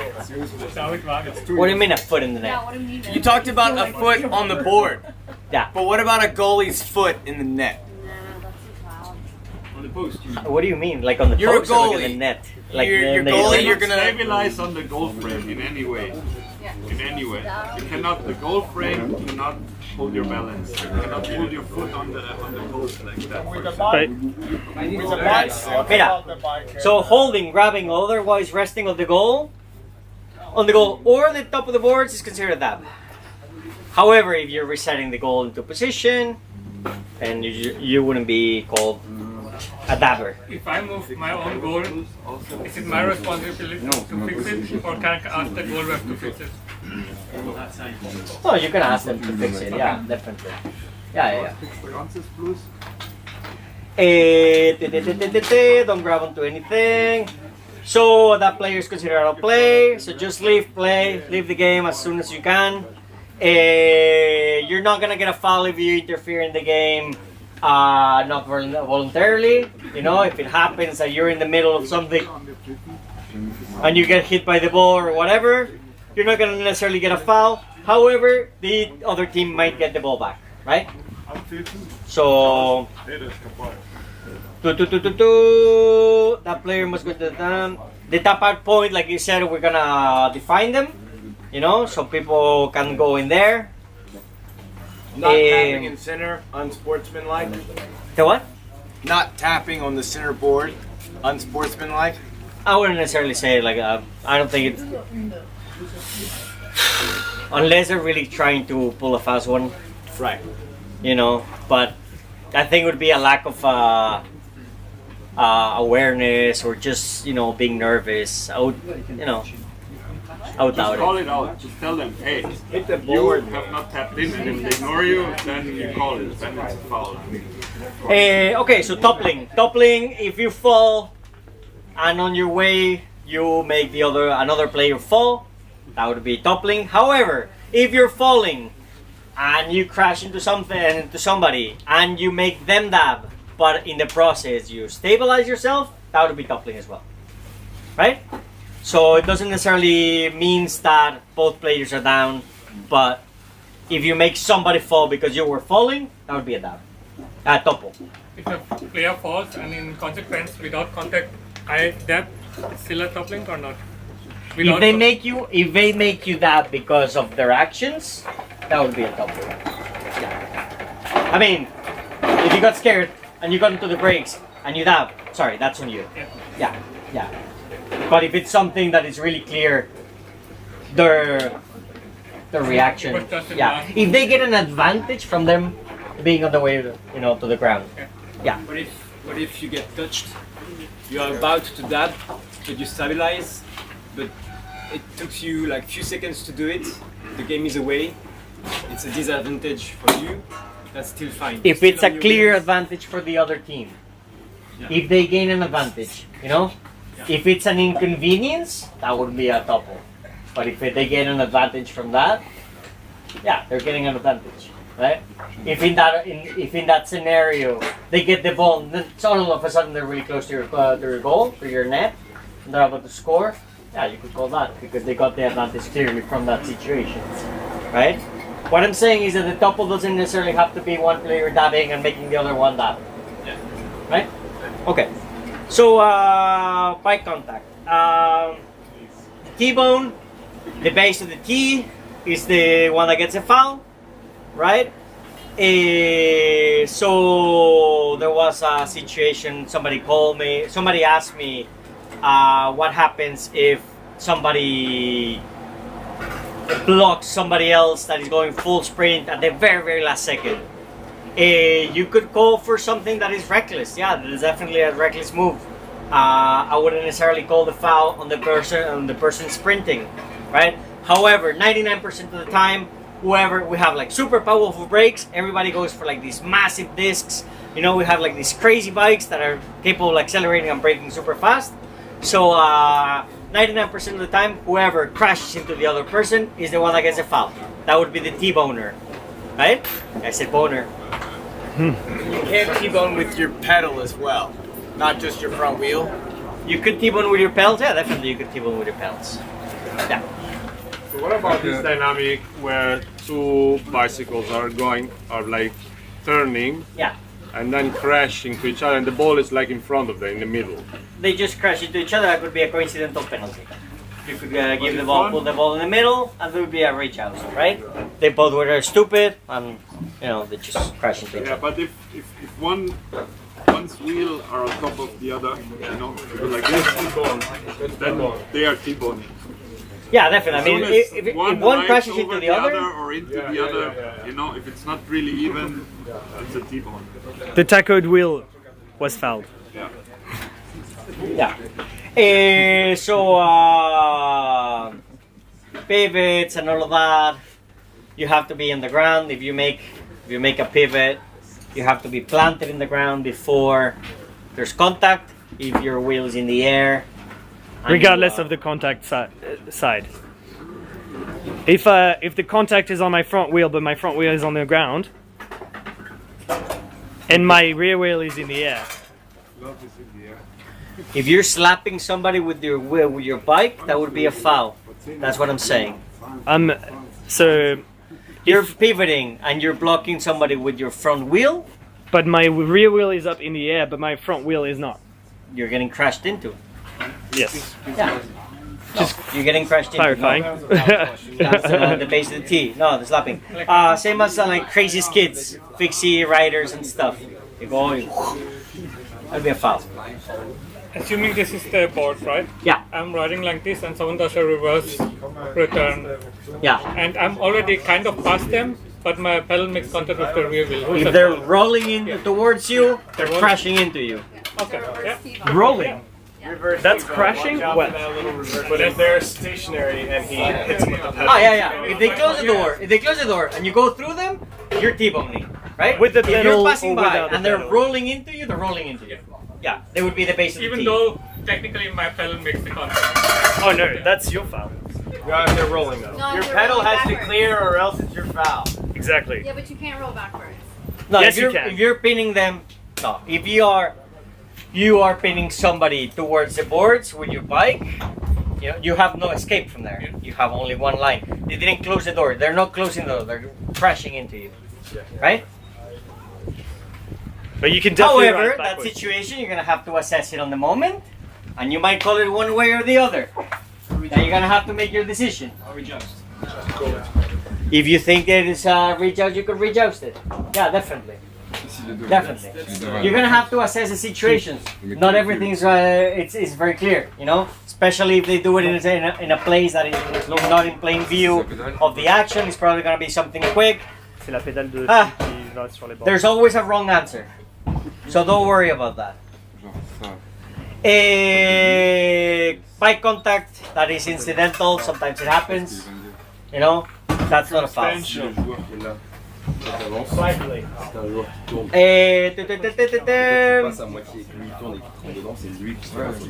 So incidental bike on bike contact between two players vying for possession that does not affect play and is not dangerous. Can we have one person? Hey guys, I think it's not very clear. That's why.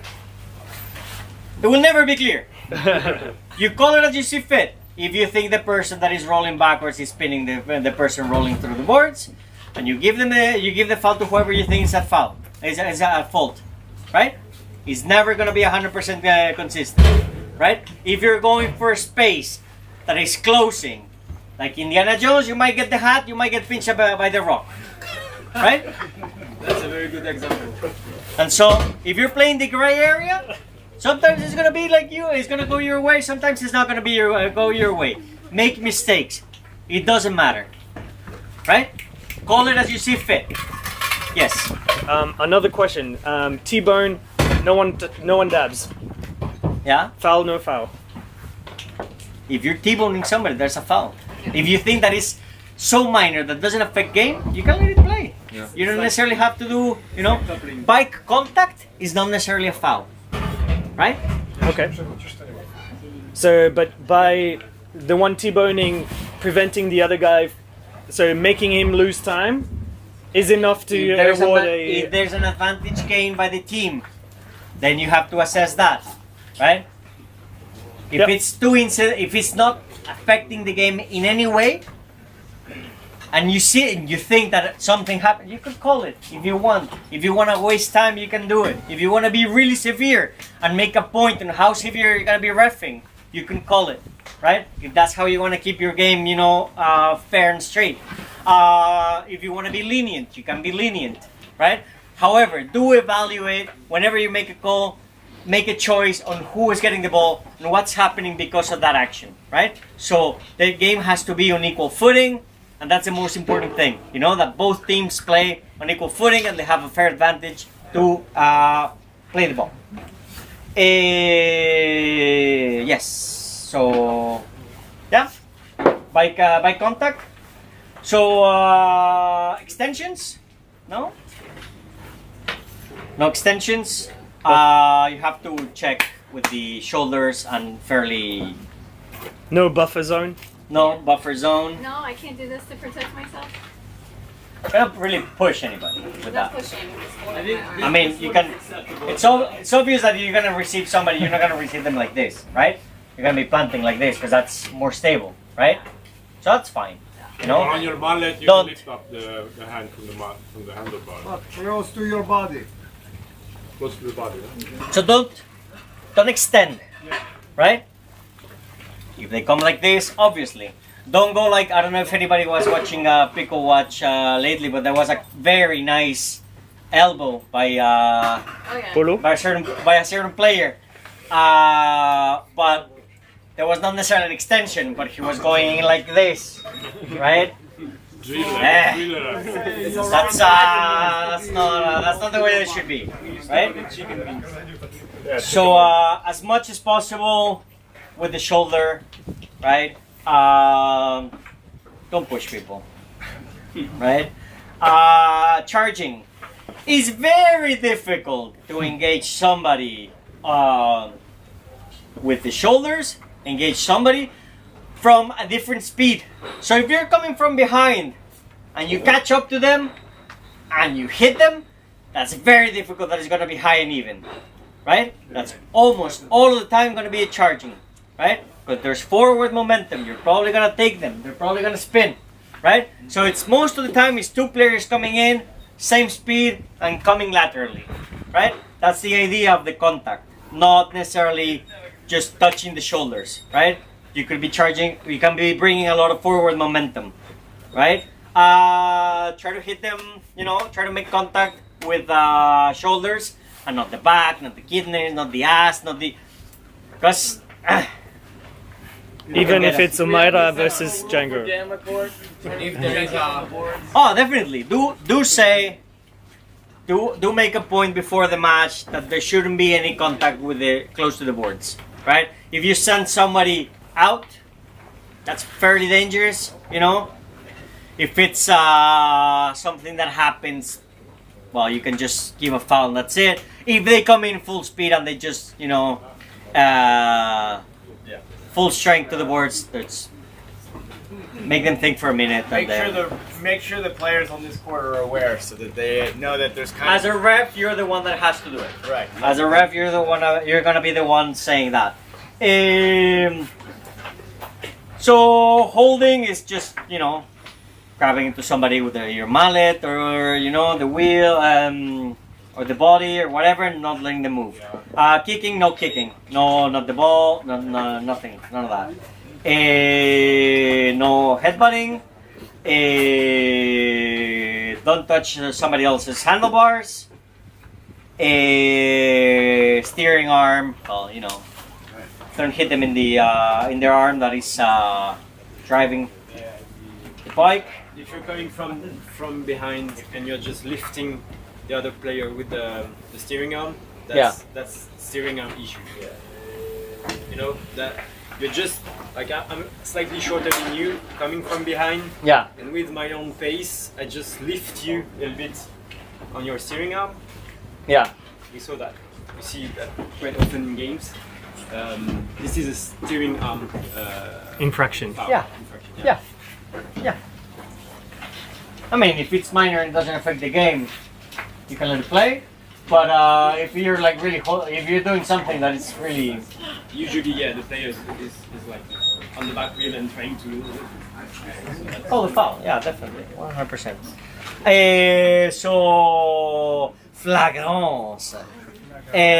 So that's disproportionate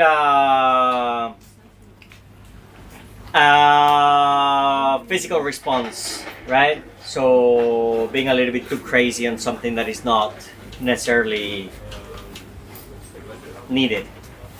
So you go in and you just somebody I could just lightly check or whatever. So yeah, that would be flagrance. Something that is reckless. So you have to look at the situation, what is going on, and say, are they going way beyond what's necessary? That would be how you would approach it. Ball handling, yes, thank you. Slashing. So slashing has to be, it's a disproportionate response to otherwise natural play with the mallet, right? So you come in, I think in the final Berlin mix, I think there was a slashing call made in the final by Eddie. I think that he came in really hard. He could play the mallet, but I think he went a little bit too hard. The other player lost the mallet. I think that's what it was called. I'm not 100% sure, but I think that was the why he got it. So it has to be disproportionate. It has to have the potential to cause damage or injury. You can get a slash call even if you don't hit anybody, right? So you don't necessarily need the contact for it to be a foul, right? If somebody goes in like really hard, then you could call the slashing, right? If they do hit you, then you could get up to a minute, right? Or more, right? So yeah, if you get hit with the mallet, that's a foul automatically, right? If it gets a little bit dangerous, then yeah, definitely 1 minute. High sticking. So anything above the handlebars, don't play with the mallet, right?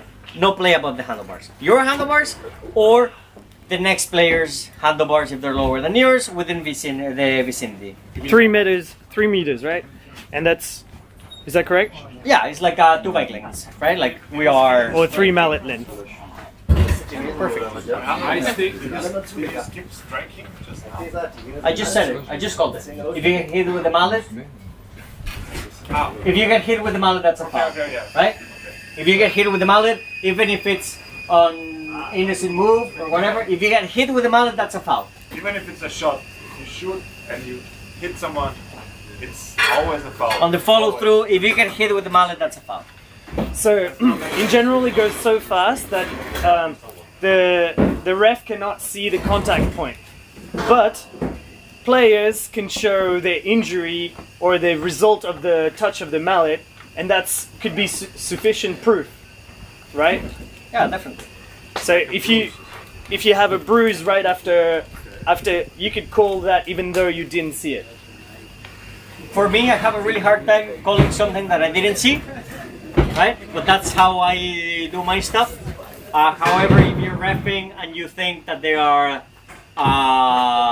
trustworthy in that regards, you could definitely call for that foul, especially if it's in a situation that is resulting in a goal, right? So you can assess the situation. For me, it's very difficult to call a foul. Like I make mistakes, and if it's something that's really difficult to see, I very rarely go on somebody else's word, right?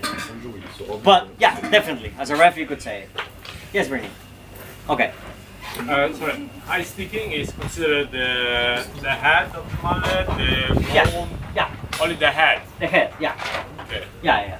So you can play like this if you want. Yeah. Or you can play with the mallet head on your hand. So, nothing above the handlebars. For the scoops, don't scoop it over your handlebar. Or, for example, you're in vicinity of a short player, don't scoop it above their handlebars. Right? So that has to be. I didn't want to point anybody out, but yeah. No striking, no playing on the high mallets. You know, don't play it above. You know. The wind up, you know, if you're playing like this, if you're making big wind ups and somebody is close to you, that could be a high sticking as well. You know, you're not necessarily allowed, you know, to take a shot and like really risky, you know. Mainly on the going back, you shoot and then you release the mallet and it goes really high. You know what I mean? Yeah, exactly. So that could be taken into consideration. Yeah. As a ref, you think that somebody is being a little bit reckless. Yeah, definitely. Like this, and somebody has to do this. It's a high stick. It's contact. It doesn't need to be contact. It's dangerous. It's contact. The hammer. Yeah. So that's don't be intimidated by players that think that they can take big rippers all the time. Right? So jamming. If you get caught, you know, your mallet gets caught in somebody else's bike, you don't let them move or whatever. In France, it's mailler sur la roue, no? Man under the wheel. In the rules, it's called jamming, but it's not necessarily just the mallet on the wheel. It could be the mallet getting caught in the bike, the mallet or something else. But yeah. If the mallet gets ripped out of the player's hand, is it still jamming? If the mallet gets ripped out of the player's hand and the player just continues with the mallet in the bike. Well, you're not supposed to be hooking so far that he gets caught. Okay. In that sense, right? So you have to release. Obviously, sometimes it does happen. So it could happen that you got caught, you know, by speed or whatever. I wouldn't necessarily call it a foul all the time. But if you're definitely hooking somebody for a little bit longer than you should, then in that case it would be a hooking foul, right?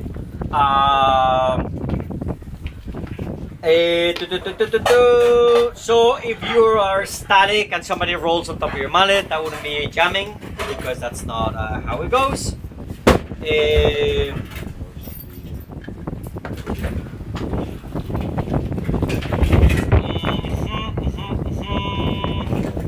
Okay, so something that is a little bit tricky.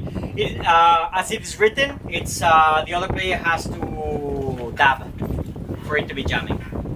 I don't think that's the case, to be honest. So if you get caught, or if it's so minor that it doesn't really affect anything, feel free not to call it. However, it's very rare that you get jammed and not affect your play. So hooking, don't hook somebody else's bike or body.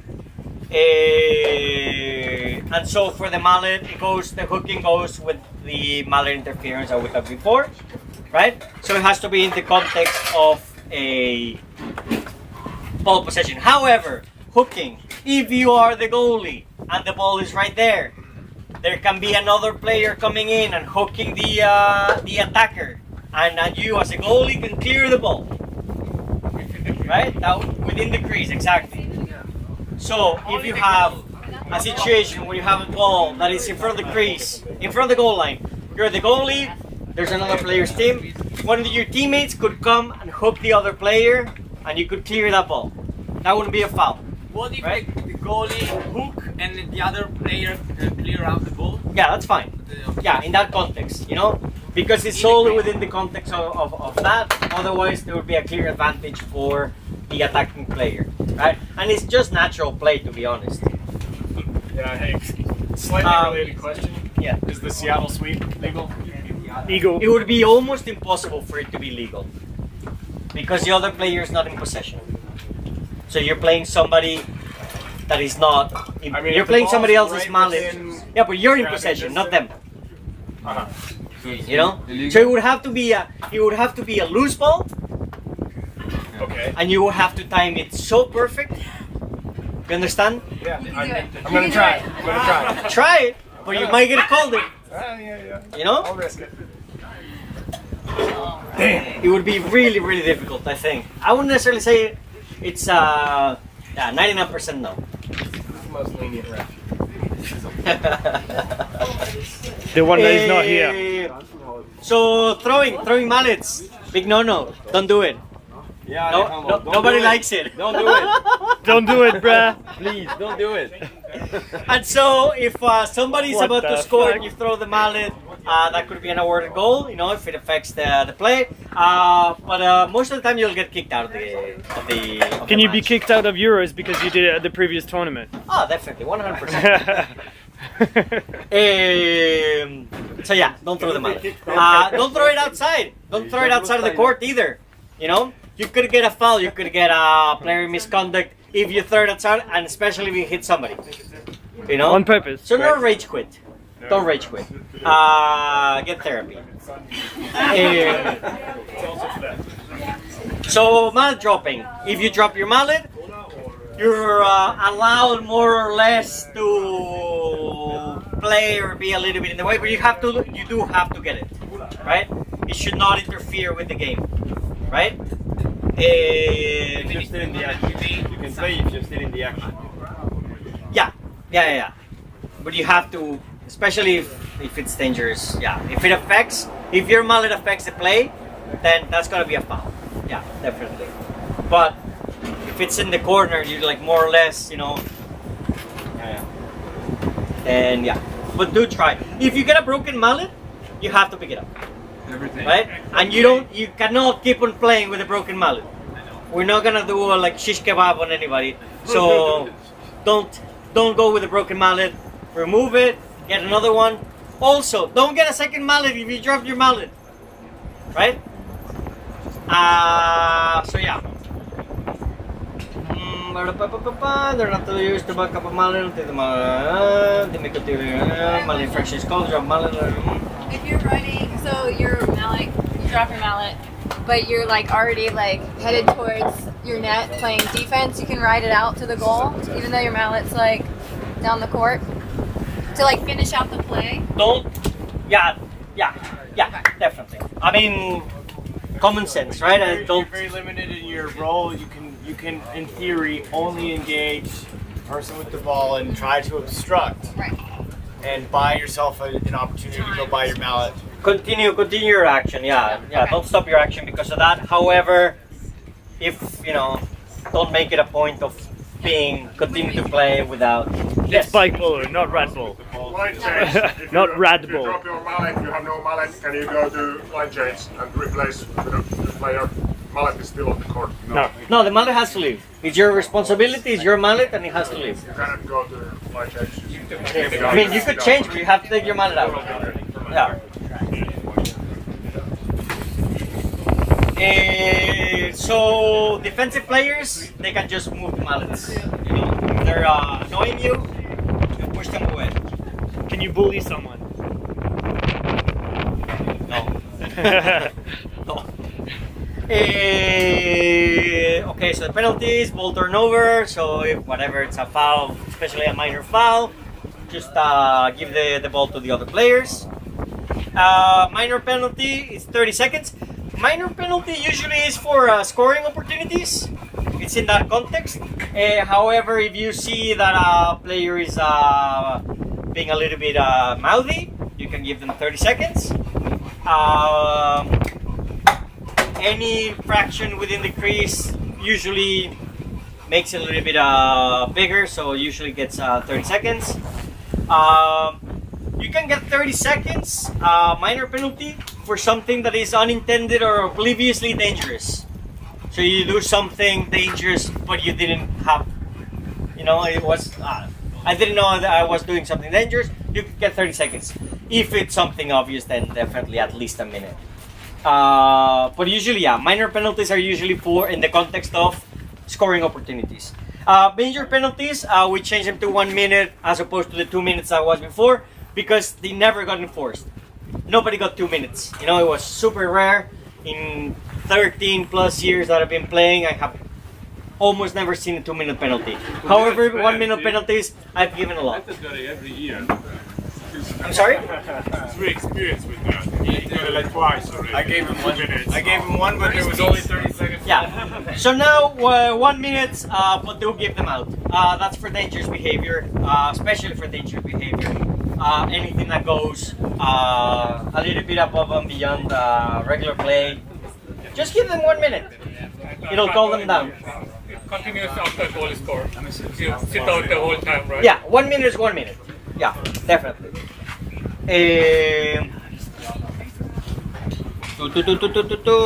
So player misconduct is aggressive, violent, or abusive behavior. That's a big no-no, and so that you leave the game. You know, you're not allowed to play anymore in that match. If it continues, then you can get kicked out of the tournament. Right?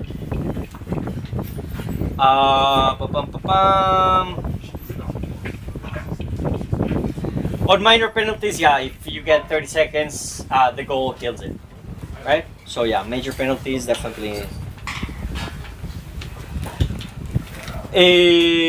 So for quads, as we've been playing, if your team gets, if your teammate gets kicked out for player misconduct, your team only gets 1 minute as a penalty. So you'll have a player advantage or disadvantage or of 1 minute, right? However, that player does not play the rest of the match. Yeah? I can follow. A player gets kicked out of the game, but another player has to take the penalty, or what? No, the idea is, for example, there's 4 players to a team, right? So 1 player gets kicked out of the match, right? So there's only 3, right? But they're not going to be playing 3-on-3. They're going to be playing 2-on-3 for 1 minute. Yeah? So when one player gets a penalty, can he leave and the other one comes to your desk and then 30 seconds starts, for example? What do you mean? Like, you get a foul? Anybody can be the third player that returns to the court after the 30 seconds. It doesn't have to be the player that fouls that returns as the third on the court if they want to sub them off or something. Can you make a change before taking the penalty so the other person takes it? Since there's a stoppage of play, I think it would. No, so what we said is the player getting the penalty is the one serving the penalty. Okay. But I think we talked about this earlier. If it's a dangerous play, no. If it's not a dangerous play, then you can exchange the player that is taking the penalty. Yeah. Okay. Because in effect, they would have served their penalty and then swapped, but you're just like making it straight. Right. Yeah. That's wasting. Okay, so awarded score, whatever it's obviously a goal within the context of a foul, you can give it. Last year there was a call of a foul on a goal that was had a goalie on, and they awarded the goal. Tough call. To be honest, for me, I wouldn't have done it. Right? However, if you feel the goal opportunity was 100% clear and it didn't happen because of the foul, you can award the goal. But it has to be really clear, right? An open and undefended goal that would otherwise score. That would be the criteria for awarding a goal.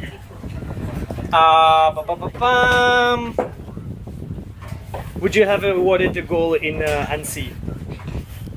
Yeah, 100%. When you threw the mallet. Of course. Okay. Of course. When I didn't even score it. Yeah. Okay. Of course. Yeah.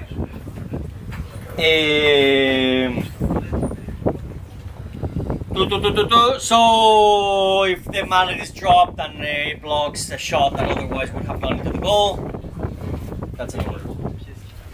So we're almost there, huh? Penalty procedure. So the ref makes the calls. Yes, please. The ref makes the calls. Even if your goal ref disagrees with you, you're the one making the decision. Like we said at the beginning, goal refs are there to help you, but not make the decision for you. You can be in disagreement with them. You can be in disagreement with the assistant ref. You can be in disagreement with the players. Most of the time, you will be in disagreement with the players. At least half of them, right? Be in disagreement with other refs as well. That's fine. It's your match. It's your call. Allow yourselves to make mistakes. Allow yourself to make mistakes. Nobody's fucking perfect. We're doing players a favor by being there, okay? Don't forget that. If you're not reffing, then they won't have a match. So penalties on possession. You stop the match. If your team doesn't get disadvantaged by the penalty, then you get a delayed penalty. You get the advantage. The advantage ends if the other team gains possession. The advantage ends if you cross onto their half and then return all the way back to behind your goal. If the foul, you get the advantage in your half and you go behind your goal, the advantage doesn't end. You have to go all the way there and all the way back. Oops. Like that. Very important, okay? And also, the advantage ends once it gets defended within the crease. The goal post does not defend anything. However, if it bounces off a bike, that's defending. At the moment that it leaves the crease, you end. You take a big shot, it gets a rebound on the wheel. Before it leaves the crease, you put it in. That's a goal, right? But it has to be within the crease, right? You get one opportunity. For an advantage, you get one scoring opportunity. One that gets defended, that's it. It's gone, right? And you return. Yes. Is a shot is considered as possession? A shot is considered possession. Like the opposite team has the advantage. Yeah. The ball is reachable by you. You shoot it. Is it a possession, or do you have to keep it, like handling it? Can you score on an advantage? If it's a clear and controlled shot, I would say that's fine. That's good enough for me, right? But it has to be very clear that you were capable of taking control of that ball, and you were capable of, like, if you touch it, that's not necessarily the end of the advantage, right? But if it's very clear that it's coming towards you, and you decide to take a very clean swipe at it, then yeah. But you're playing a gray line. I would recommend not to play that gray line. As a ref, you have to make the discretion whether that player had a clear, they're deciding to shoot it instead of like just keeping the possession. But it does not necessarily establish possession, just the shot. If you think that was controlled enough, then yes. But it would not necessarily, I would not necessarily say that's it, right? Because most of the time it's going to be a desperate attempt. Yeah. And so a desperate attempt would not be that. Would not be the end of the advantage. Attempt, you touch the ball moves away, like 2 meters away, they still have position if the situation... I would say most of the time, yeah. It would be a rare case where you do it and it ends the possession, it ends the advantage. Try to get control of the ball. Try to have it close to you for at least that's touch it and have it close to you, have it playable. As a player, that's for sure, but as a ref, it's 2 hours. Yeah. Well, you're gonna have to make decisions. Yeah. Yes.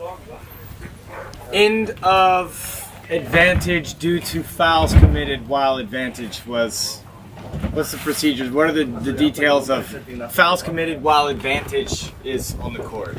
So a foul on an advantage, that becomes a minor penalty. It escalates at least one, right?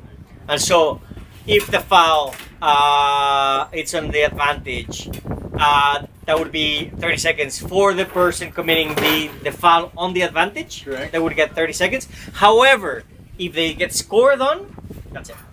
Okay, now they commit that second foul, that means there's going to be a stoppage of play.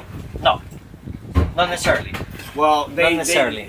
If advantage is underway and a defending player commits a foul and he has a 30-second penalty, but advantage is underway and the ball is in play, how do you play that foul?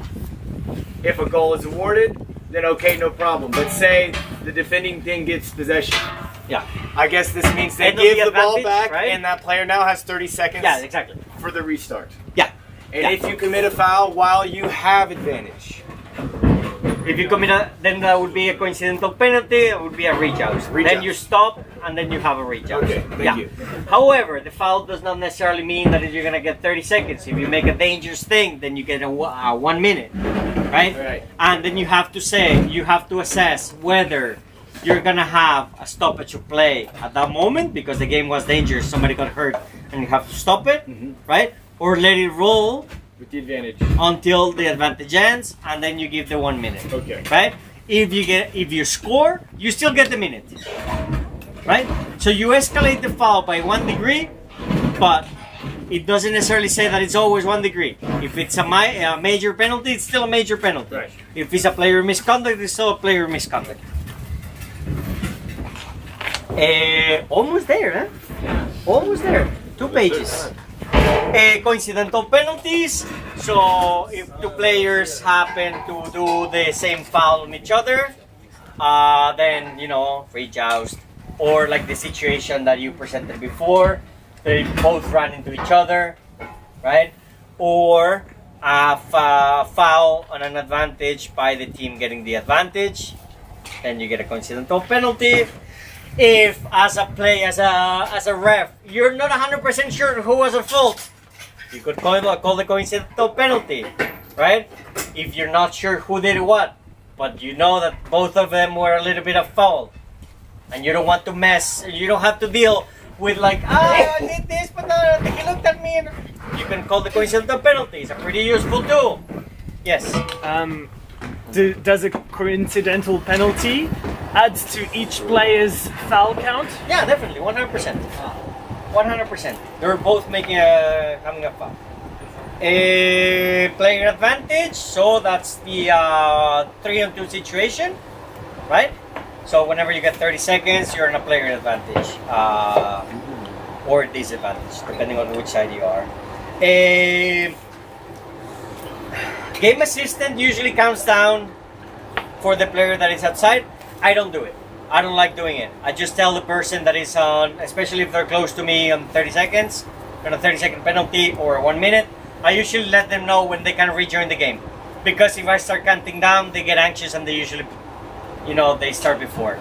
So if you want to count them, that's fine. I really don't like it. I don't do it. And they should only rejoin the game when you tell them to. And they enter live. They don't have to tap in, right?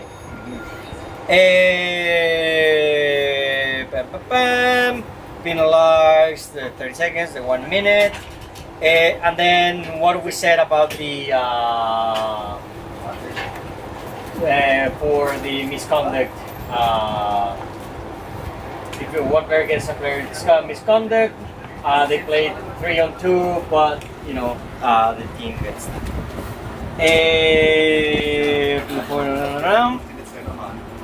And then okay, so personal fouls. 3rd foul, it's a minor. At least, right? So 1st foul, it's okay. 2nd foul is okay. 3rd foul, they're already making. You have to mark them down on the little booklets that I showed you. 3rd foul is at least a minor penalty, which is 30 seconds. However, the 3rd foul is more than that. You can give them the major penalty. It doesn't have to be the 3rd foul that is a minor penalty. It can be at any point. If a player commits a minor penalty and they commit another minor penalty, it becomes a major penalty. Minor penalties expire the moment that there's a goal. Major penalties do not expire. Right? Major penalty is 1 minute. 1 minute. Okay. Yes. Only for squad. Yeah. Only for quads and squad. Yeah. 5th penalty, player misconduct.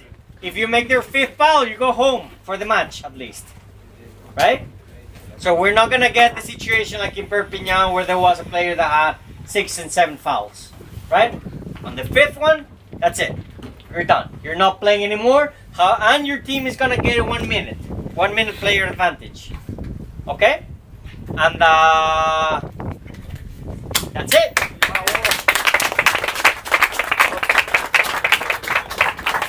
Yes. So we were talking about golden goals, and Bernie is over. And Pix, I know. Pix made an interesting comment about the golden goal and the decision to have a stoppage of play. Yeah. And I was interested for you to share your thoughts about whether or not it'd be possible to have golden goals where play continues. No. No. We have a lot of wind. The communication with the team, with the players, is already really difficult. They're gonna create confusing situations No, it has to be really clear that we're in a golden goal situation.